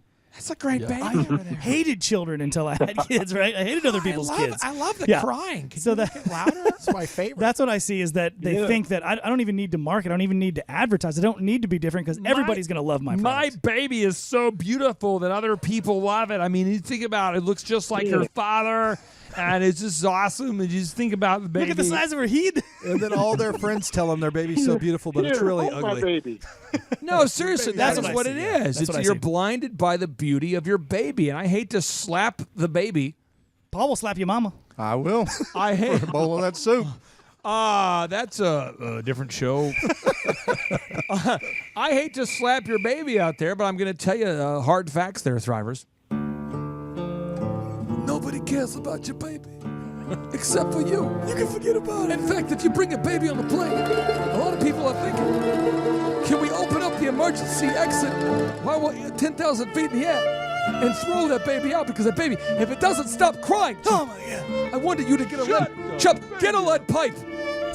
Why won't that baby stop? What are we doing with this lead pipe, Clay? So again, I mean, it seems harsh, but I mean, a lot of people don't care about your business at all. At all. At all. So, Dr. Greene, we live in a culture and a time in which approximately 50% of marriages end in divorce. And yet you and your wife, Annette, have been married for 45 years. Is that accurate, or have you been married longer than 45 years at this point? 45 years. Congratulations. Now, I had Dr. Zellner, who's an optometrist, do some research. And one of the things he's done for me that helped me out, and this is a tip that I would give to you if you want this tip. I met Dr. Zellner as a result of my wife being his front desk lady 19 years ago. And so there's no proof I had this conversation, and Dr. Z doesn't remember the conversation, but the point is this is how I felt it went. I said figuratively or mentally through telepathy to Dr. Z, I said, Dr. Z, through telepathy, Dr. Z, is it possible? Is it possible? Dr. Z, could you decrease my wife's vision to 2100? Could you prescribe her the wrong contacts, the wrong glasses? Make sure she never sees my body or me, because that's the tip to my success. That's how we're going to keep it together. And Dr. Z, who's above, he's above that kind of thing, he says to me, I swear, if you will just pay me $100 a week, I will make sure that I manipulate her charts to make sure that she never sees you again. So I will meet you by the bar with your car. Ask for a guy named Sneaks. He will hand you a brown bag. In that brown bag, there will be various things in the brown bag. A lot of things written about Tom Brady, the Patriots. And there'll be a false prescription. I want you to take the prescription, and I want you to not make eye contact, because that's where it gets weird. And I said, Dr. Z, you are a blessed man. And he said, also for an extra $17, I could get you an indulgence, which allows you to get a family member to heaven if they have screwed up. And I said, for $34, what can I get? He said, you can also, for $99, you could also get a free exam and a pair of glasses. And I said back, I said, That sounds like a no-brainer. I said, that seems like a no-brainer. He says, my child, blessed are you. Your wife will never see again. And if you ever meet Dr. Greene, make sure I can screw up his vision, her vision as well, because I want to make sure that she can't see him, because if they do, it could end in a divorce. So outside of obviously paying Dr. Zellner to misprescribe your wife for 45 consecutive years, what is your tip for staying married for 45 years? Happily. We just have a pretty good secret, and that's just service. Just try to serve each other more than you get served. Give more than you get. And I know it sounds so simplistic and so rose-colored glasses, but, we teach die to self. I don't want as much as I want to serve you. I just want to think about something going home tonight that I can do for her. And I know it sounds mamby-pamby, and I get that, but that's how we've done it. We just serve each other. I think Annette's better at it, Chup, from my experience. Speaking of mamby-pamby. You know what they say. See a broad to get that booty yackle, leg her down or smack 'em yackle. I want to know what that means at some point. Is that English? I'm not even sure. Okay. That's from the movie Airplane, a great movie. So, Dr. Greene, you're a well-read man. What are 2 or 3 books that you would recommend for all of our listeners to read at least once? Okay. Deep Work. Got to read Deep Work. It's the first one I'm going to put on the list in case I don't get to number 3 because there's going to be a sound effect come at me. But I absolutely believe that Cal Newport, he's a PhD in algorithms, so this is not an interesting guy. You're not going to hang out with him. He's going to talk geek stuff about algorithms. But he wrote a book on how to work and how to work in a completely different level. It's a superb book. I love it. I read it 6 times, probably in 8 weeks. I just love work. this book. I'm gonna read Deep it. work. I would also Yeah. say this for anybody out there who says, listen, buddy, I don't have a time to read a lot of books. Why should I read Deep Work? I've listened to the audio book of that multiple times. It's because most people just get into the epidermis of their service or product. That's it. Most people never get into the marrow. Getting into the marrow requires a narrow focus. A lot of people aren't willing to get into the narrow focus required to get into the deep marrow. They'd rather just focus on the epidermis of their business, the skin level, the surface level. They never really quite understand the customer. They never quite understand what they do for the customer. They never really obsess. And you must have a magnificent obsession for what you do to ever become truly rich and wealthy. Deep Work, great book. Book number 2, my friend. Book number 2, Different by Youngmin Moon, Harvard professor of marketing. She's outstanding in the way she sees things. And the book, it won't interest a lot of people, but if you're a marketer and you love to understand how marketing works and what we have to be doing today, Different is a great book for you. This book might not interest a lot of people out there, but if you are of an Irish Asian descent or an African American Russian, you would love this book. Just kidding with you. There's very, very few people that can relate to that. I've had a few of my friends that are. I have a lot of good friends who are Asian, but not a lot of Asian Irish hybrids there, Chup. And there's not a whole lot of African Americans up there in the Soviet Union, former Soviet Union, Russia. So again, now book number 3. What is book number 3 that you'd recommend? How Will You Measure Your Life by Clay Christensen, another Harvard guy. Hey, I'm very close to getting him on the show, by the way. I'm very close to getting him. That's a Yes. winner. Innovator's Dilemma, great book. Try to get him on the show before. I specialize in rejection with maniacal follow-up, and it looks like we're very close to getting him on the show. He's tough, but he's so well. He's just, you get him on, that's going to be a show. He is really good. Really, really good. Like, I don't think people realize. I mean, his books are so good. They teach entrepreneurs that, listen, buddy, you might have a big idea, but you've got to build the processes and systems. Yeah. How will you measure your life? Can you kind of explain what that book's about overall? Yes, sir. He had a death sentence on him. He had a bad disease, and began to really think about what he's done and how he measured it and how things weren't going the way he wanted them to go, and he wished he could do some things differently. It's about that. It's about setting out to know what matters most and measuring your life by how you measure it, not by how I measure it. That book it's an is outstanding book, and I it's assign it incredible. to almost every one of my students. Clayton Christensen, a great professor, Harvard business professor. Read his book, How Will You Measure Your Life? Dr. Greene, I have final two questions. I want to respect your time. Final two questions here. You've obviously have a top podcast. You've done well with the podcast. You've had years of experience as a consultant working directly with businesses. You've taught business as the dean of business at Oral Roberts University. From your perspective, both anecdotal and statistical, what is the number one reason businesses fail? And how can our listeners prevent it? I mean, what's the number one reason businesses fail? And what can our listeners do what can our listeners do about it? Clay, I think I'm going to be a friend of your CPA that's sitting next to you. Sounds like an excellent accountant. Here it is. You just run out of cash. You run out of cash because you're making bad decisions. You're not keeping a good, let me just use the language, cost accounting. You don't know where money's coming or going. And when that's the problem, you'll run out of cash. And so what do? What the average business that goes out of business does wrong? They go borrow because they're out of cash. Cash is coming in. Probably not. If you're out of cash, something's wrong. At least look at it with a good accountant, have a really good understanding. Businesses go out of business because of lack of cash. Or perhaps Steve Jobs ruins them. You're making CDs and one day he comes out with an MP3 player, that you can innovate it out. But you said the average business that you and I deal Yeah, I think most people I would agree. Most people get blown out of the water and destroyed, and their business fails because of not looking at the numbers intensely enough, not because of a competitor that comes in all of a sudden and shocks people. Yeah. Dr. Greene, so many of our listeners have enjoyed today's interview. I know that I have, and I'm just telling you this on the air. I'd love to have you on as a guest in the future.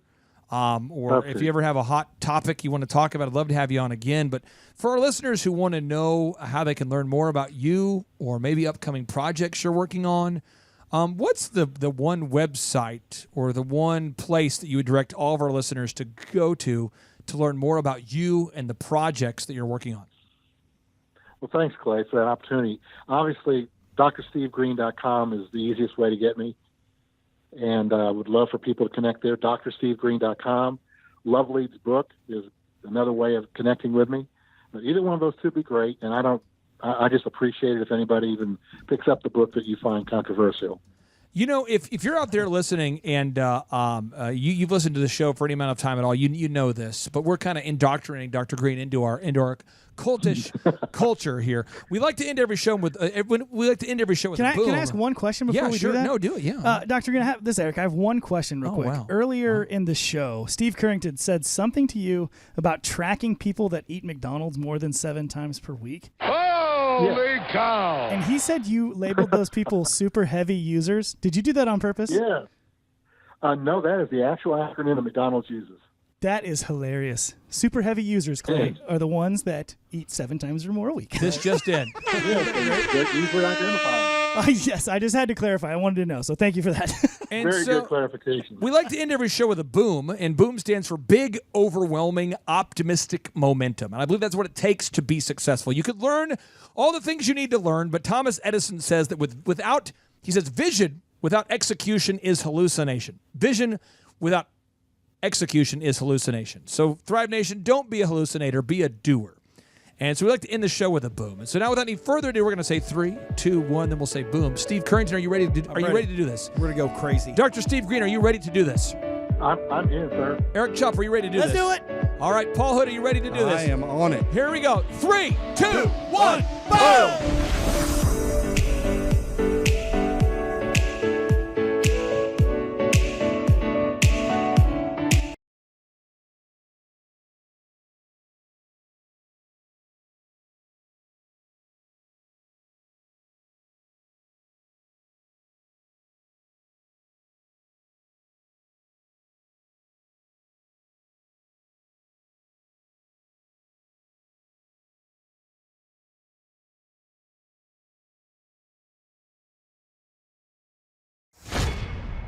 My name's Nick Holman. I'm with Holman's Custom Cabinets. I want to tell you about our Dream 100 marketing system that we started with Clay Clark through the coaching program. We've increased our repeat clients, our repeat builders that we work for, and we've got a lot more potential for growth since then. And it's very scalable. And I've taken this young boy that I started this with, it's an 18-year-old guy who is my Dream 100 marketing guy, who's just making phone calls, taking donuts, taking cookies out to new contractors and clients to try to reach them to making repeat sales with them. And I had a lot of concerns just at first with trying to maybe train somebody to do this. We had a repeatable process, a script for him to call. He's doing that over and over. He calls anywhere from 200 to 300 people a week. It's been over 3,000 calls since the first of the year. And sometimes he's kind of switched over into sales because we had so many sales coming in that he had to help handle those sales and take away from the Dream 100 marketing because of that. We've been doing it about 7 months. It took about 2 to 3 months for us to break even, to hit the break even point. And from the 3 to 6 month mark, 3 to 7 months now, we've got a 300% return on my investment. Now, I'm paying this young man, this 18-year-old boy, a salary and then a 5% commission on these jobs. And he's just literally been killing it. And we've increased our profit by 8%, increased our sales by 10%. And these are repeatable. Most of them are repeatable clients, new contractors that I'm doing repeat business on. Some of them I've sold 4 to 5 jobs to since January when we started this. And it's been a 335.6% return for this campaign. And we've spent about a little over $30,000 and made over $100,000 in gross profits. But just this last week alone, this Dream 100 process, we sold right at $65,000 in sales just from this Dream 100 process. And I can't explain enough how blessed, how much of a blessing it's been and how well it works. I'd encourage you to start doing it soon. Thanks. All right, Thrive Nation. I know that a lot of you watching this show on a consistent basis or listening to the show have a business or have aspirations to grow a business. And if you're not careful, your business can own you rather than you owning your business. You might find yourself in a place and space where you work all the time and you have no time freedom, although you earn financial freedom. And I know for anybody out there that's never owned a business before, the idea of achieving financial freedom itself may be very exciting. But if you achieve financial freedom and you don't have any time to enjoy that, the question is, what was the point? And so on today's show, we're going to be joined here with an actual thriver, an actual longtime client who's been able to achieve a time freedom to build a sustainable schedule that he loves. And here to share the story is Nick Holman. Nick, welcome on to the Thrivetime Show. How are you, sir? Thank you for having us. Hey, Nick, what's your website for anybody out there who wants to verify you're not a hologram? HolmansCabinets.com, HOLMAN. Okay, HolmansCabinets.com? Yes, sir. And where are you based there, sir? We're in Sparta, Tennessee. We cover the Middle Tennessee area. And how long have you been in that area? We've been here nearly 40 years. My dad started the company when I was just a little kid. Awesome. And so you did your dad kind of mentor you in the ways of cabinetry? He did. I grew up from a little kid doing the business. I didn't plan on doing it, didn't want to, but it ended up that way, and I really enjoy it. The Lord's really blessed me. Now, how did you initially hear about us and what we do in terms of growing businesses? I was listening to a podcast called Entrepreneur on Fire, and heard you interviewed on there, and just sought you out.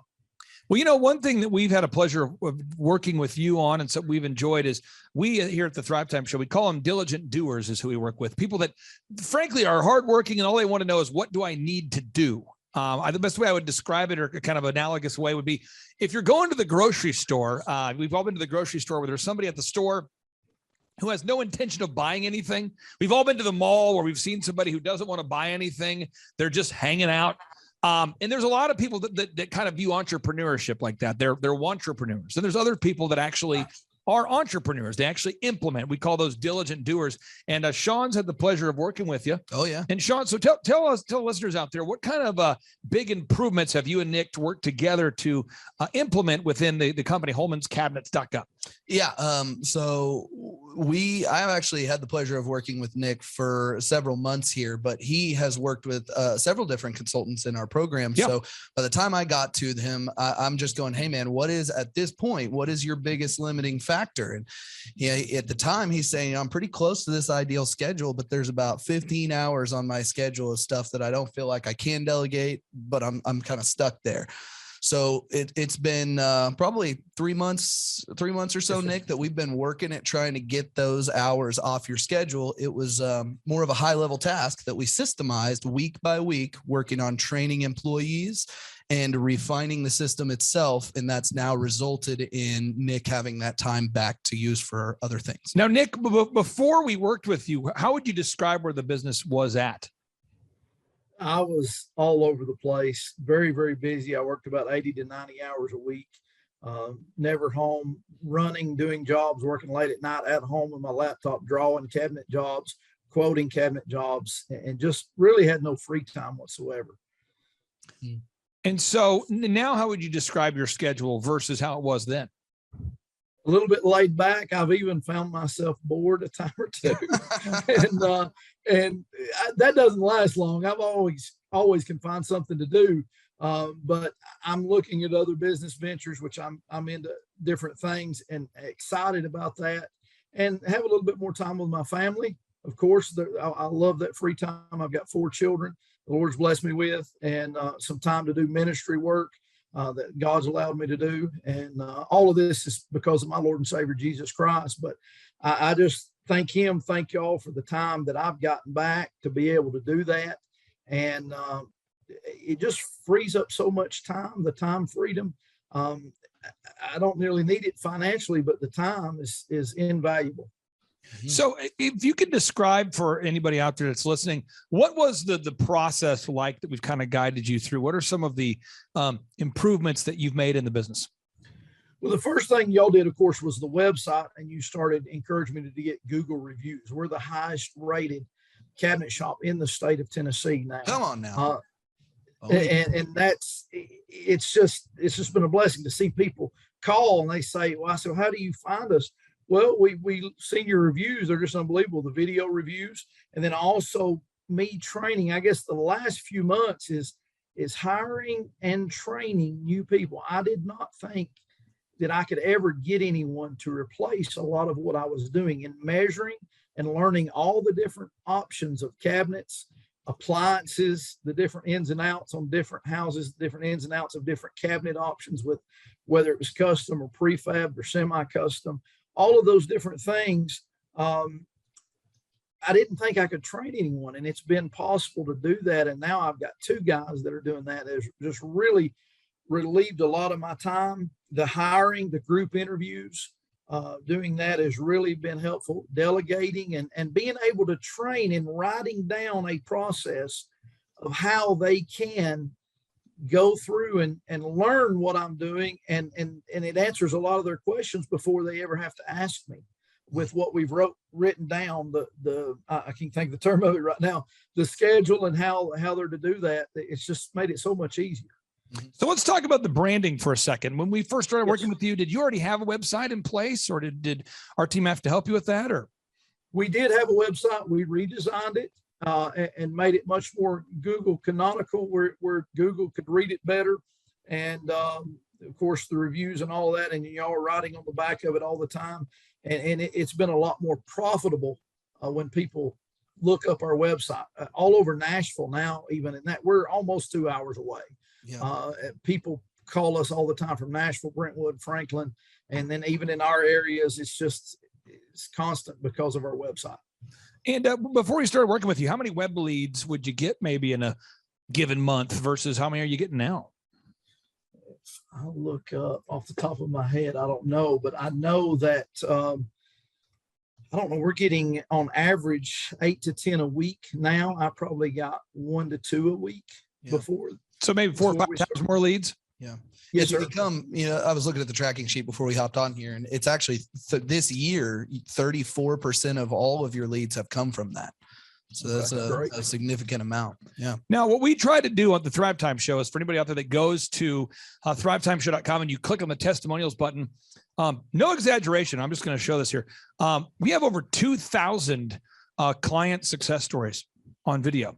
So if you go back and watch some of these people, you'll go, wow, that was 10 years ago. Wow, that was 5 years ago. Wow, that was 6 years ago. And the reason why we do that is it inspires confidence in potential buyers. Somebody watching this show today might go, well, you know what? This seems credible. The second is we want to build the faith of an entrepreneur, not in a religious sense, in a biblical sense, but the faith that they can do it.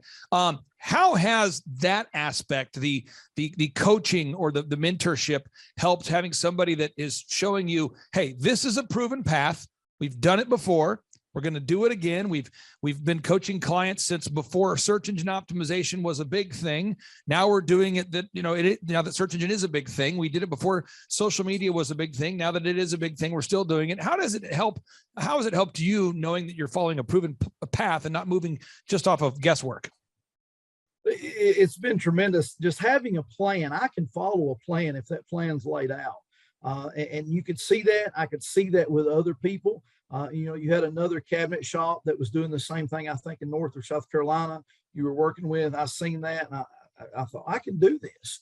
And then having that same plan from learning from y'all, taking the same thing and being able to teach my guys in much the same way. And they're picking up on it and learning it. And it's teaching one that's teaching another. And it's passing that along. It's been tremendous. Now, we've worked on the online reputation, online reputation enhancement, gathering Google reviews, video reviews. On your site, one thing that's been nice, and I've heard about this through the coaches, is you guys do a good job. And it turns out that matters. And I hate to say this, but I've worked with a lot of restaurants in the past where when we start, we go into I have a proven process I take people through. So if somebody schedules a 13-point assessment with me, I hop on the phone call with them, just like I did with you there, Nick.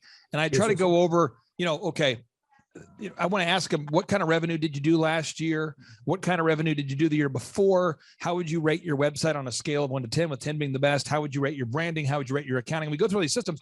And I've worked with a lot of restaurants who've said, the one thing though is our food's terrible. And, so when people show up, they typically leave mad or upset. And you guys have always done a great job. And we would call that the quality control loop. And so when we go to your website here, you guys have gathered testimonials. How has having video testimonials from actual clients impacted you? When people call all the time, they say your testimonials are unbelievable. And that helps set us apart from all the other shops that don't have that. And I'm friends with a lot of the other shop owners, and we do 10 times more than most shops around us. Yep. I think it's due to the reviews. It's due to the testimonials. They can look us up and see that we're credible. Some of my workers came on board because of the reviews, and they saw the credibility that we had among other people, and they wanted to be a part of the team because of the great work and the satisfied clients that we have.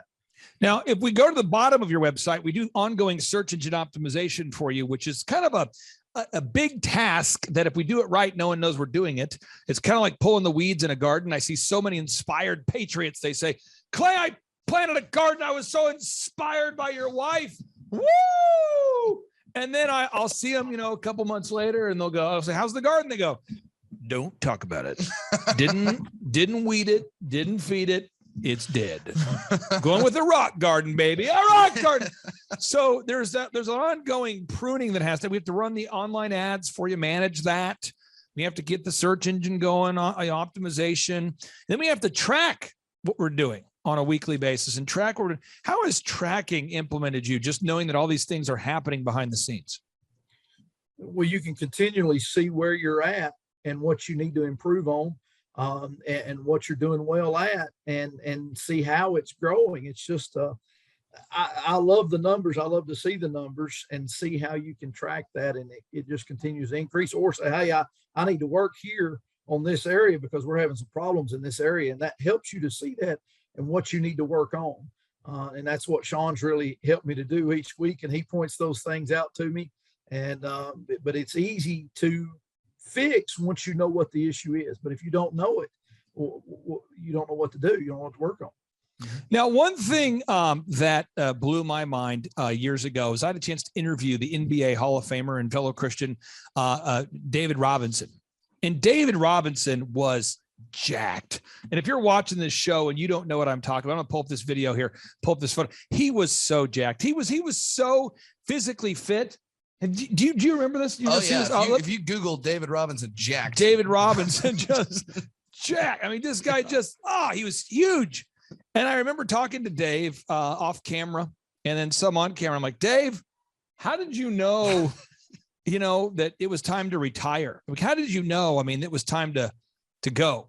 When did you know it was time to go ahead and retire? And he said, Clay, I was hitting the weights every day at the peak of my career. I mean, every day. He's like, I'm in the gym, never cheating on my diet, following my diet, always hitting the weights, just those guns. It's the consistency. And it wasn't that he had this super complicated workout program.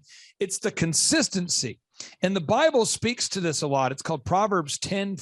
For anybody out there that hasn't read the Bible in a while, Proverbs 10:4 says, he who has a slack hand becometh poor, but the hand of the diligent maketh rich. And that's the one thing that I have found over the years that I cannot really train. I can show people, but today I woke up at 3, I came into the office about 5:30 today after organizing my day, hopped into our staff meeting at 6, and it's every single day. Can you talk a little bit about the diligence of maybe having a coach, if that has helped you, or as far as, or maybe your dad taught that to you, or just the consistency of putting in the work every day? Yeah, my dad did teach it to me. I wasn't raised in church or anything like that. And literally, my dad worked 7 days a week. We had a cattle farm with at one time, 500 head of cattle, the cabinet shop, and we had a tree nursery. So literally, Dad worked 7 days a week. And so I grew up with that diligence and just have brought that into my work life. And I enjoy work. Work is fun. I'm very hyper and energetic. And I'm always doing something. My mind never shuts down, so it's hard to sleep sometimes. And so just being a diligent doer, which is a biblical principle I've carried over into my work life, and even in other businesses, the Lord's truly blessed because of that. But sometimes, that can go the wrong direction too much if you're if you're too busy in the areas you don't need to be in. But all of this helps to organize that and to free up some time where you're not too involved in that. And I've been told all my life, you don't have to spend so much time in work and you can balance that out. Well, this has helped me balance that out because there was no way I could have kept going the way I was and it ever worked out. It's freed up so much of my time and allowed me to have really a more balanced life, to be more biblical in my life as a husband and as a father, as a Christian, as a church member. It's helped me to balance my life in every area. So it could be safe to say you're getting, 5 times more leads and working 5 times less. Yes, sir. I mean, that's pretty powerful. That's a pretty powerful success story. Now, have you guys started documenting all the checklists and systems on the back end of the website yet? Is that something you guys have tackled yet? No, but that's something that's coming right up here. Just getting them all organized on the website for the employees to be able to access those systems. Well, I would just say this, just housekeeping note. Mm-hmm. When we hop off here, maybe you guys can hop on a call real quick. Okay. I'd love to book a 13-point assessment with you just to touch base on a few things. Because what's happening is a lot of our clients, I'll just give the listeners an example. This would be a Tip Top Canine, and they are a franchise, and they're a client that I've helped to franchise. And I think they have 16 locations open maybe now. I'm probably getting that wrong. Maybe it's 17 now. But they're all over the country. They've got different locations on the Tip Tops. And one of the things that has to happen is as the company begins to grow, it's, we have to come up with a system to organize the systems. To organize all the documents so that everybody can find them. Mm-hmm. And there's so many core documents they've made over the years. And it's like, we've got to be able to find those quickly. If someone's looking for the system for how to train a German Shepherd, or how to write up an employee, or how to find the core values document, or how to find the goal sheets, or how to find the insurance processes, or the intake checklist, or the boot camp checklist, or the closing progression, or the sales manual. We have all those documents organized in one place, and that really does help. And so we get off, I'd love to book a time. Yeah. So you and I can hop on a call, and we'll talk about kind of phase 2.0 as we take you from time freedom to maybe opening up multiple locations or scaling or whatever it is that you want to do. But thank you for carving out time for us today. And for anybody out there that's listening who's contemplating scheduling a free consultation by going to thrivetimeshow.com/EOFire. That's thrivetimeshow.com/EOFire, or thinking about coming to one of our in-person business workshops. What would you say to them? I would encourage you to do so immediately. It would free up your time and give you more freedom. And I'd encourage them to contact Clay Clark, Sean, Thrivetime Show, and come to one of those business meetings. And I will say this too, housekeeping note, a final note here. Our consulting at $1,700 a month. So everybody out there listening say, what do you guys charge? It's $1,700 a month, 1700 per month. It's all month to month. And we have business conferences, and we have VIP tickets and general admission tickets, and we make it affordable for everybody. And we have scholarship tickets, so everybody can afford to go. Thank you so much for carving out time here. I really do appreciate you. Thank you. And we'll talk to you soon. Take care, brother. Yes, sir. Thanks. Great job. You have questions? America's #1 business coach has answers. It's your Broda from Minnesota. Here's another edition of Ask Clay Anything on the Thrivetime Business Coach Radio Show.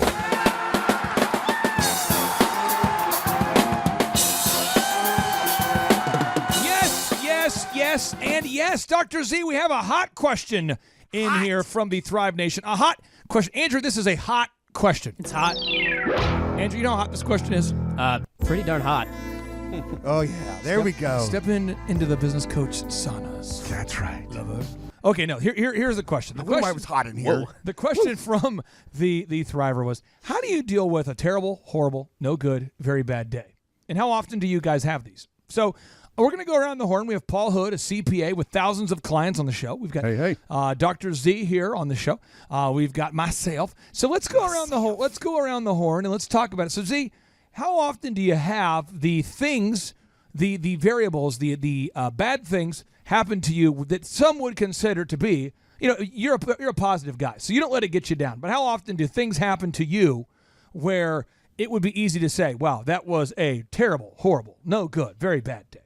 Short of resetting my watermark, as I call it, there was a period of my life that I had a series of very unfortunate things happen to me and my family and my business, and that was pretty much my high watermark of stress and bad day.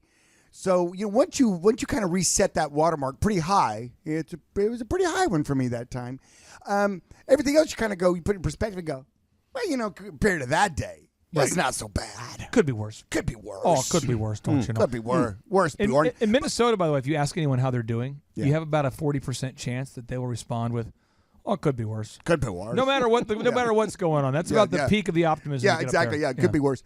But what I do is this. A lot of times, depending upon what category it's in and how to process it, it can be pretty daunting. It can be pretty debilitating. And if you don't get on top of it with your brain pretty quickly, it can kind of really shut you down for a little while. But when you have a really, really bad day, one thing that I like to do is I like to think about all the positives in my life.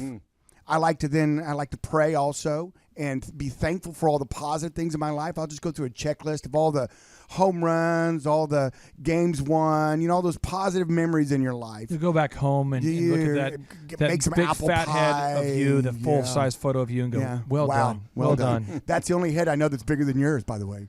Really? It's a big head thing. I don't think it's that big. What? I mean, my head, do I wear a size 14 hat size? Is that what it is? 14 and 3/4? I thought it was 18 and a half. 18 and a half. Okay, nice. Well, you were like, your hat's loose. You're right.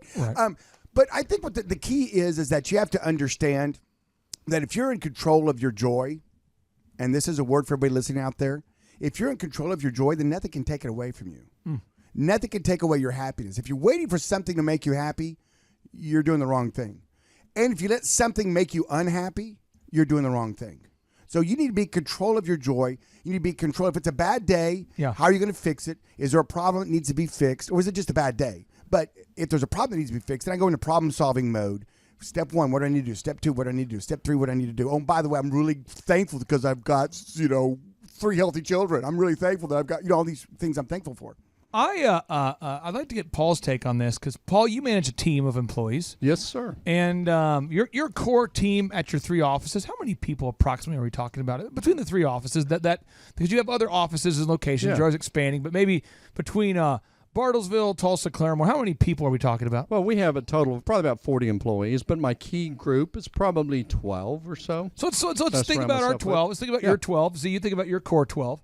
I'll think about my core 12 for a second. It seems as though there's always something going on in the lives of one of those 12 people, right? Because there's 12 people. Mm-hmm. There's so many people. There's always something. Now, Z, with the team of like 50, there's usually 2 or 3 bad things happening every day between those 50. Unfortunately, and with yes. thousands of customers, there seems to be usually, if you have 1,000 customers that you provide service for a month, if you're awesome, you have like a 1 or 3% complaint rate. So think about that. Elephant in the room, Paul. We have 4,000 members, and see if we make a mistake with somebody's hair, even only 2% of the time, that's 80 bona fide complaints a month. Sure. So we had a guy shadow me from Minnesota, and I remember him saying this. He goes, "How many complaints do you get a day?" Did he say it could have been worse? Well, this is really funny. He goes, "How many do you get a day?" And I said, "Like 3." He goes, 3? I said, "Yeah. I mean, they only get to me if they're like next level." But he goes, "Just for that business?"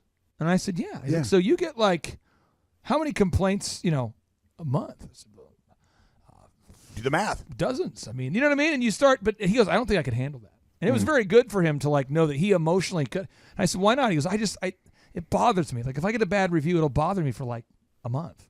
Which is unfortunate. So I want to ask you this, Paul, with your clients, you do your best to serve your clients. I know you want to do your best. Mm-hmm. But if, for whatever reason, like our haircut business, we make a mistake 2% of the time, or if there's a misunderstanding or whatever, how do you process that when a customer is frustrated? How do you emotionally and mentally process it when your business, occasionally misses the mark like my business does, and I think any business does? Well, Clay, just like anything, you have to separate real issues with fake issues. You have a family member die. That's something that there's not a lot of positive that comes out of that. But most business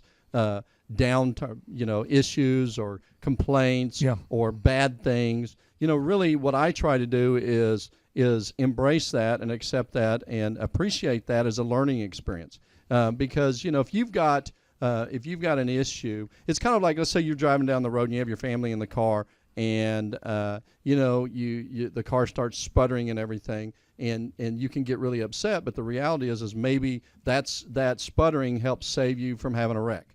And so the way I look at things is I try to find the positive in it, and I try not to get real upset and just try to say, well, this is something that's strengthening of my team. It's a learning opportunity. It's an opportunity to fix something. I'm a registered investment advisor and a personal financial specialist, and I get audited every year by, a government entity or whatever. And I embrace that, because if I'm not doing something to the best of our abilities or missing something, I want to know. I don't think and so if I've got a client that complains, and honestly, and I don't say this to be mean, 2/3 of the complaints are really not valid.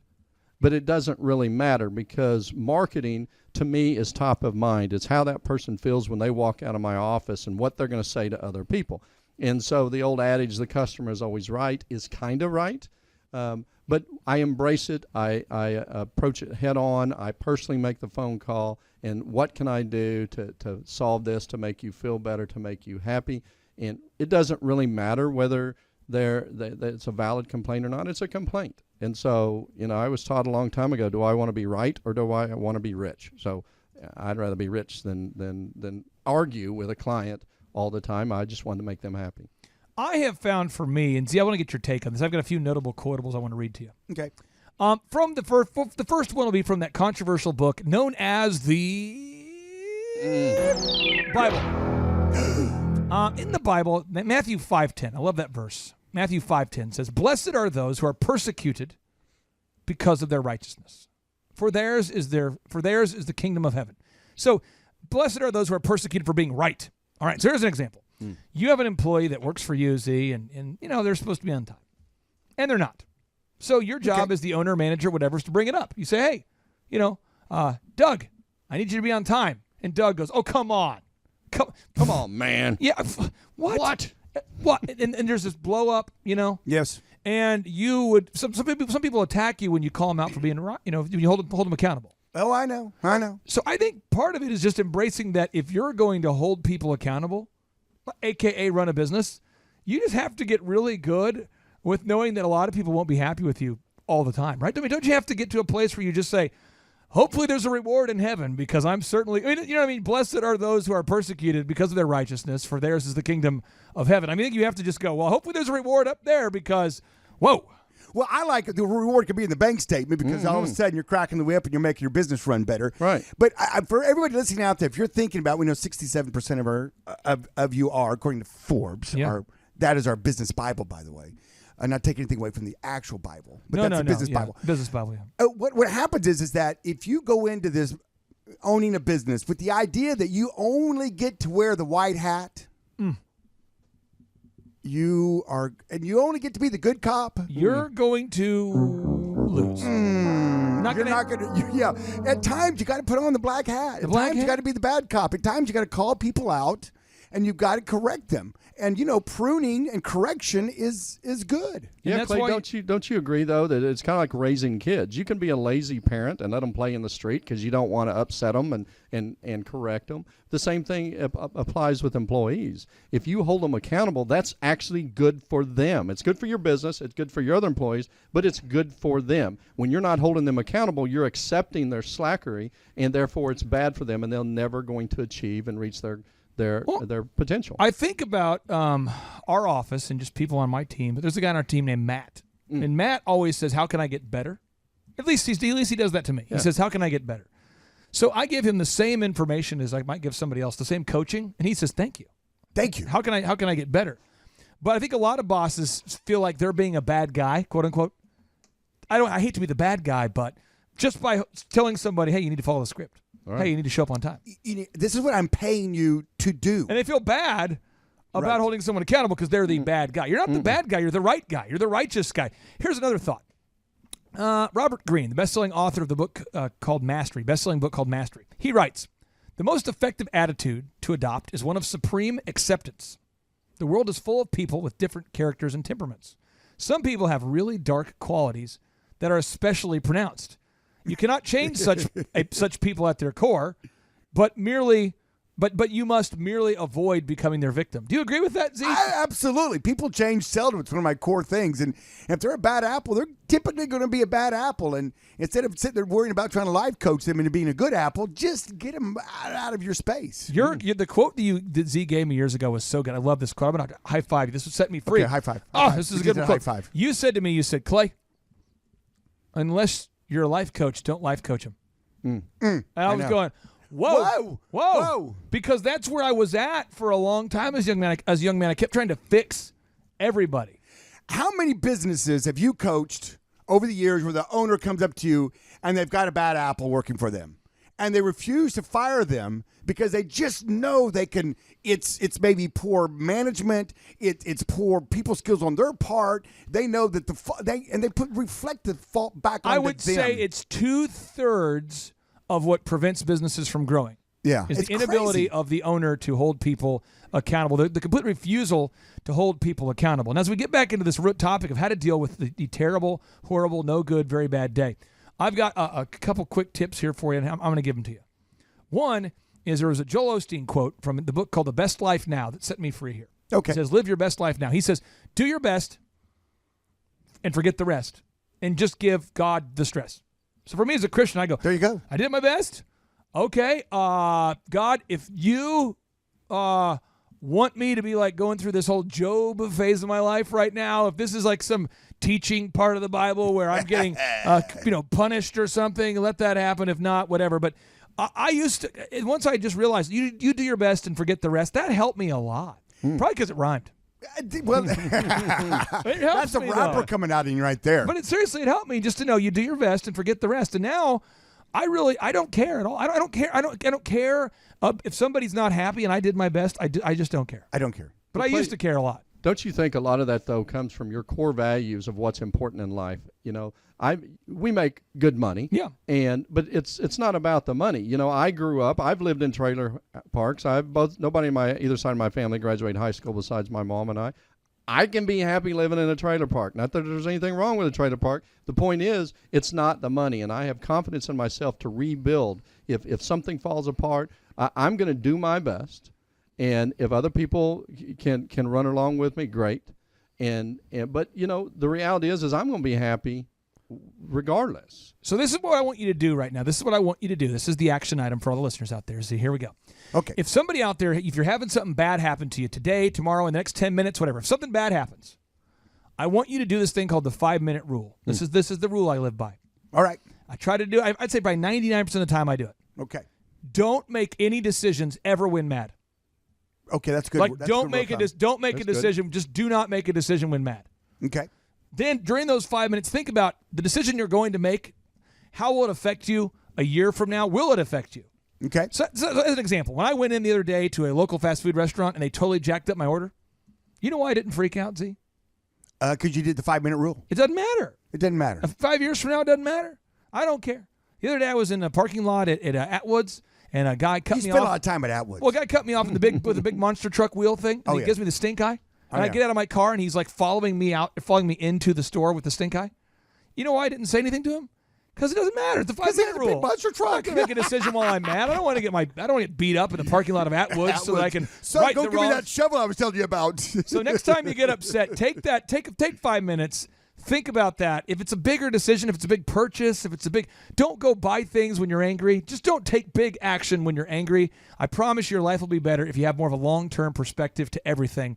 And that is how you deal with a no good, terrible day. That's if you're out there today and you're having something bad in your life, don't make it worse by making immediate action while angry. Don't make it worse. Yeah, when you find yourself in a hole. You know what they say? See a broad to get that booty yak 'em, leg her down or smack 'em, yak 'em. Stop the digging. And now, without any further ado, we like to end each and every show with a boom. So here we go. 3, 2, 1, boom.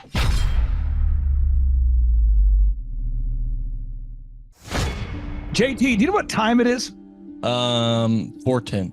It's Tebow time in Tulsa, Jerusalem, baby. Tim Tebow is coming to Tulsa, Oklahoma during the month of Christmas, December 5th and 6th, 2024. Tim Tebow is coming to Tulsa, Oklahoma in the 2-day interactive Thrivetime Show Business Growth Workshop. Yes, folks, put it in your calendar. This December, the month of Christmas, December 5th and 6th, Tim Tebow is coming to Tulsa, Oklahoma in the Thrivetime Show 2-day interactive business growth workshop. Whoa. We've been doing business conferences here since 2005. I've been hosting business conferences since 2005. What year were you born? 1995. Dude, I've been hosting business conferences since you were 10 years old. And a lot of people, have followed Tim Tebow's football career on the field and off the field. And off the field, the guy's been just as successful as he has been on the field. Now, the big question is, JT, how does he do it? Well, they're going to have to come and find out because I don't know. Well, I'm just saying, Tim Tebow is going to teach us how he organizes his day, how he organizes his life, how he's proactive with his faith, his family, his finances. He's going to walk us through his mindset that he brings into the gym, into business. It is going to be a blasty blast in Tulsa, Jerusalem. Folks, I'm telling you, if you want to learn branding, you want to learn marketing, you want to learn search engine optimization, you want to learn social media marketing, that's what we teach at the Thrivetime Show 2-day interactive workshop. If you want to learn accounting, you want to learn sales systems, you want to learn how to build a linear workflow, you want to learn how to franchise your business, that is what we teach at the 2-day interactive Thrivetime Show business workshop. Over the years, we've had the opportunity to feature Michael Levine, the PR consultant of choice for Nike, for Prince, for Michael Jackson. We've had the top PR consultant in the history of the planet has spoken at the Thrivetime Show workshops. We've had Jill Donovan, the founder of RusticCuff.com, a company that creates apparel worn by celebrities all throughout the world. Jill Donovan, the founder of RusticCuff.com, has spoken at the 2-day interactive Thrivetime Show business workshops. We have the man who's responsible for turning around Harley Davidson, a man by the name of Ken Schmidt. He has spoken at the Thrivetime Show 2-day interactive business workshops. Folks, I'm telling you, these events are going to teach you what you need to know to start and grow a successful business. And the way we price the events, the way we do these events, is you can pay $250 for a ticket or whatever price that you can afford. What? Yes! We've designed these events to be affordable for you, and we want to see you live and in person at the 2-day interactive December 5th and 6th Thrivetime Show Business Workshop. Everything that you need to succeed will be taught at the 2-day interactive Thrivetime Show Business Workshop, December 5th and 6th in Tulsa, Oklahoma. And the way we do these events is we teach for 30 minutes, and then we open it up for a question and answer session so that wonderful people like you can have your questions answered. Yes, we teach for 30 minutes, and then we open it up for a 15-minute question and answer session. It's interactive. It's 2 days. It's in Tulsa, Oklahoma. We've been doing these events since 2005, and I'm telling you, folks, it's going to blow your mind. Yes, ladies and gentlemen, the Thrivetime Show 2-day interactive business workshop is America's highest rated and most reviewed business workshop. See the thousands of video testimonials from real people just like you who've been able to build multi-million-dollar companies. Watch those testimonials today at thrivetimeshow.com. Simply by clicking on the testimonials button right there at thrivetimeshow.com, you're going to see thousands of people just like you who've been able to go from just surviving to thriving. Whoa. Each and every day, we're going to add more and more speakers to this all-star lineup, but I encourage everybody out there today, get those tickets today. Go to thrivetimeshow.com. Again, that's thrivetimeshow.com. And some people might be saying, well, how do I do it? What do I do? How does it work? You just go to thrivetimeshow.com. Let's go there now. We're feeling the flow. We're going to thrivetimeshow.com. Again, you just go to thrivetimeshow.com. You click on the business conferences button, and you click on the request tickets button right there. The way I do our conferences is we tell people it's $250 to get a ticket. Yep. Or whatever price that you can afford. And the reason why I do that is I grew up without money. JT, you're in the process of building a super successful company. Did you start out with $1 million in the bank account? No, I did not. Nope, did not get any loans, nothing like that. Did not get an inheritance from parents or anything like that. I had to work for it, and I'm super grateful. I came to a business conference. That's actually how I met you, met Peter Taunton. I met all these people. So if you're out there today and you want to come to our workshop, again, you just got to go to thrivetimeshow.com. You might say, well, who's speaking? We already covered that. You might say, where's it going to be? It's going to be in Tulsa, Jerusalem, Oklahoma. And someone says, Tulsa, Jerusalem. I'm really trying to rebrand Tulsa as Tulsa, Jerusalem, sort of like the Jerusalem of America. But if you type in Thrivetime Show and Jinx, you can get a sneak peek or a look at our office facility. This is what it looks like. This is where you're headed. It's going to be a blasty blast. You can look inside, see the facility. We're going to have hundreds of entrepreneurs here. It is going to be packed. Now, for this particular event, folks, the seating is always limited because my facility isn't a limitless convention center. You're coming to my actual home office, and so it's going to be packed. Who? You're going to come. Who? You? I'm talking to you. You can just get your tickets right now at thrivetimeshow.com. And again, you can name your price. We tell people it's $250 or whatever price you can afford. And we do have some select VIP tickets, which gives you an access to meet some of the speakers and those sorts of things. And those tickets are $500. It's a 2-day interactive business workshop, over 20 hours of business training. We're going to give you a copy of my newest book, The Millionaire's Guide to Becoming Sustainably Rich. You're going to leave with a workbook. You're going to leave with everything you need to know to start and grow a super successful company. It's practical, it's actionable, and it's Tebow time right here in Tulsa, Jerusalem. Get those tickets today at thrivetimeshow.com. Again, that's thrivetimeshow.com. Hello, I'm Michael Levine, and I'm talking to you right now from the center of Hollywood, California, where I have represented over the last 35 years 58 Academy Award winners, 34 Grammy Award winners, 43 New York Times bestsellers.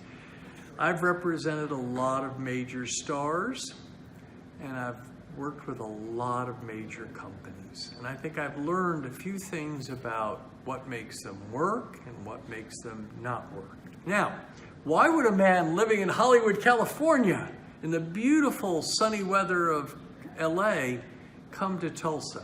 Because last year I did it, and it was damn exciting. Clay Clark has put together an exceptional presentation, really life-changing, and I'm looking forward to seeing you then. I'm Michael Levine. I'll see you in Tulsa. Thrivetime Show 2-day interactive business workshops are the world's highest rated and most reviewed business workshops because we teach you what you need to know to grow. You can learn the proven 13-point business systems that Dr. Zellner and I have used over and over to start and grow successful companies. I mean, we get into the specific steps on what you need to do to optimize your website. We're going to teach you how to fix your conversion rate. We're going to teach you how to do a social media marketing campaign that works. How do you raise capital? How do you get a small business loan? We teach you everything you need to know here during a 2-day, 15-hour workshop. It's all here for you. You work every day in your business, but for 2 days you can escape and work on your business and build these proven systems so now you can have a successful company that will produce both the time freedom and the financial freedom that you deserve. You're going to leave energized, motivated, but you're also going to leave empowered. The reason why I've built these workshops is because as an entrepreneur, I always wish that I had this. And because there wasn't anything like this, I would go to these motivational seminars, no money down, real estate, Ponzi scheme, get motivated seminars, and they would never teach me anything. It was like you went there and you paid for the big chocolate Easter bunny, but inside of it, it was a hollow nothingness. And I wanted the knowledge, and they're like, oh, but we'll teach you the knowledge after our next workshop. And the great thing is we have nothing to upsell. At every workshop, we teach you what you need to know. There's no one in the back of the room trying to sell you some next big get-rich-quick, walk-on-hot coals product. It's literally, we teach you the brass tacks, the specific stuff that you need to know to learn how to start and grow a business. And I encourage you to not believe what I'm saying, and I want you to Google the Z66 auto auction. I want you to Google elephant in the room. Look at Robert Zellner and Associates. Look them up and say, are they successful because they're geniuses, or are they successful because they have a proven system? When you do that research, you will discover that the same systems that we use in our own business can be used in your business. Come to Tulsa, book a ticket, and I guarantee you it's going to be the best business workshop ever, and we'll even give you your money back if you don't love it. We've built this facility for you, and we're excited to see you. And now you may be thinking, what does it actually cost to attend an in-person 2-day interactive Thrivetime Show business workshop? Well, good news. The tickets are $250 or whatever price that you can afford. What? Yes, they're $250 or whatever price you can afford. I grew up without money, and I know what it's like to live without money. So if you're out there today and you want to attend our in-person 2-day interactive business workshop, all you got to do is go to thrivetimeshow.com to request those tickets. And if you can't afford $250, we have scholarship pricing available to make it affordable for you. I learned at the Academy, Kings Point in New York. Acta non verba. Watch what a person does, not what they say. Whoa. Good morning, good morning, good morning. Robert Kiyosaki, the Rich Dad Radio Show. Today I'm broadcasting from Phoenix, Arizona, not Scottsdale, Arizona. They're close, but they're completely different worlds. And we have a special guest today. Definition of intelligence is if you agree with me, you're intelligent. And so this gentleman is very intelligent. I've done this show before also, but very seldom do you find somebody who lines up on all counts. And it's a Mr. Clay Clark. He's a friend of a good friend, Eric Trump. But we're also talking about money, bricks, and how screwed up the world can get in a few and a half hour. So Clay Clark is a very intelligent man, and there's so many ways we could take this thing. But I thought, since you and Eric are close, Trump, what were you saying about what Trump can't, what Donald, who's my age, and I can say or cannot say? First off, I have to honor you, sir. I want to show you what I did to one of your books here. There's a guy by the name of Jeremy Thorne, who was my boss at the time. I was 19 years old, working at Faith Highway. I had a job at Applebee's, Target, and DirecTV. And he said, have you read this book, Rich Dad, Poor Dad? And I said, no. And my father, may he rest in peace, he didn't know these financial principles. So I started reading all of your books and really devouring your books. And I went from being an employee to self-employed to the business owner to the investor. And I owe a lot of that to you. And I just wanted to take a moment to tell you thank you so much for allowing me to achieve success. And then I'll tell you all about Eric Trump. But I just want to tell you thank you, sir, for changing my life. But not only that, Clay, thank you, but you become an influencer. More than anything else, you've evolved into an influencer where your word has more and more power. So that's why I congratulate you on becoming. Because as you know, there's a lot of fake influencers out there, too, or bad influencers. Yeah. So anyway, I'm glad you and I agree so much. And thanks for reading my books. Yeah. That's the greatest thrill for me today. Not a thrill, but recognition is when people, young men especially, come up and say, I read your book, changed my life. I'm doing this, I'm doing this, I'm doing this. I learned at the Academy, Kings Point in New York. Acta non verba. Watch what a person does, not what they say. Whoa.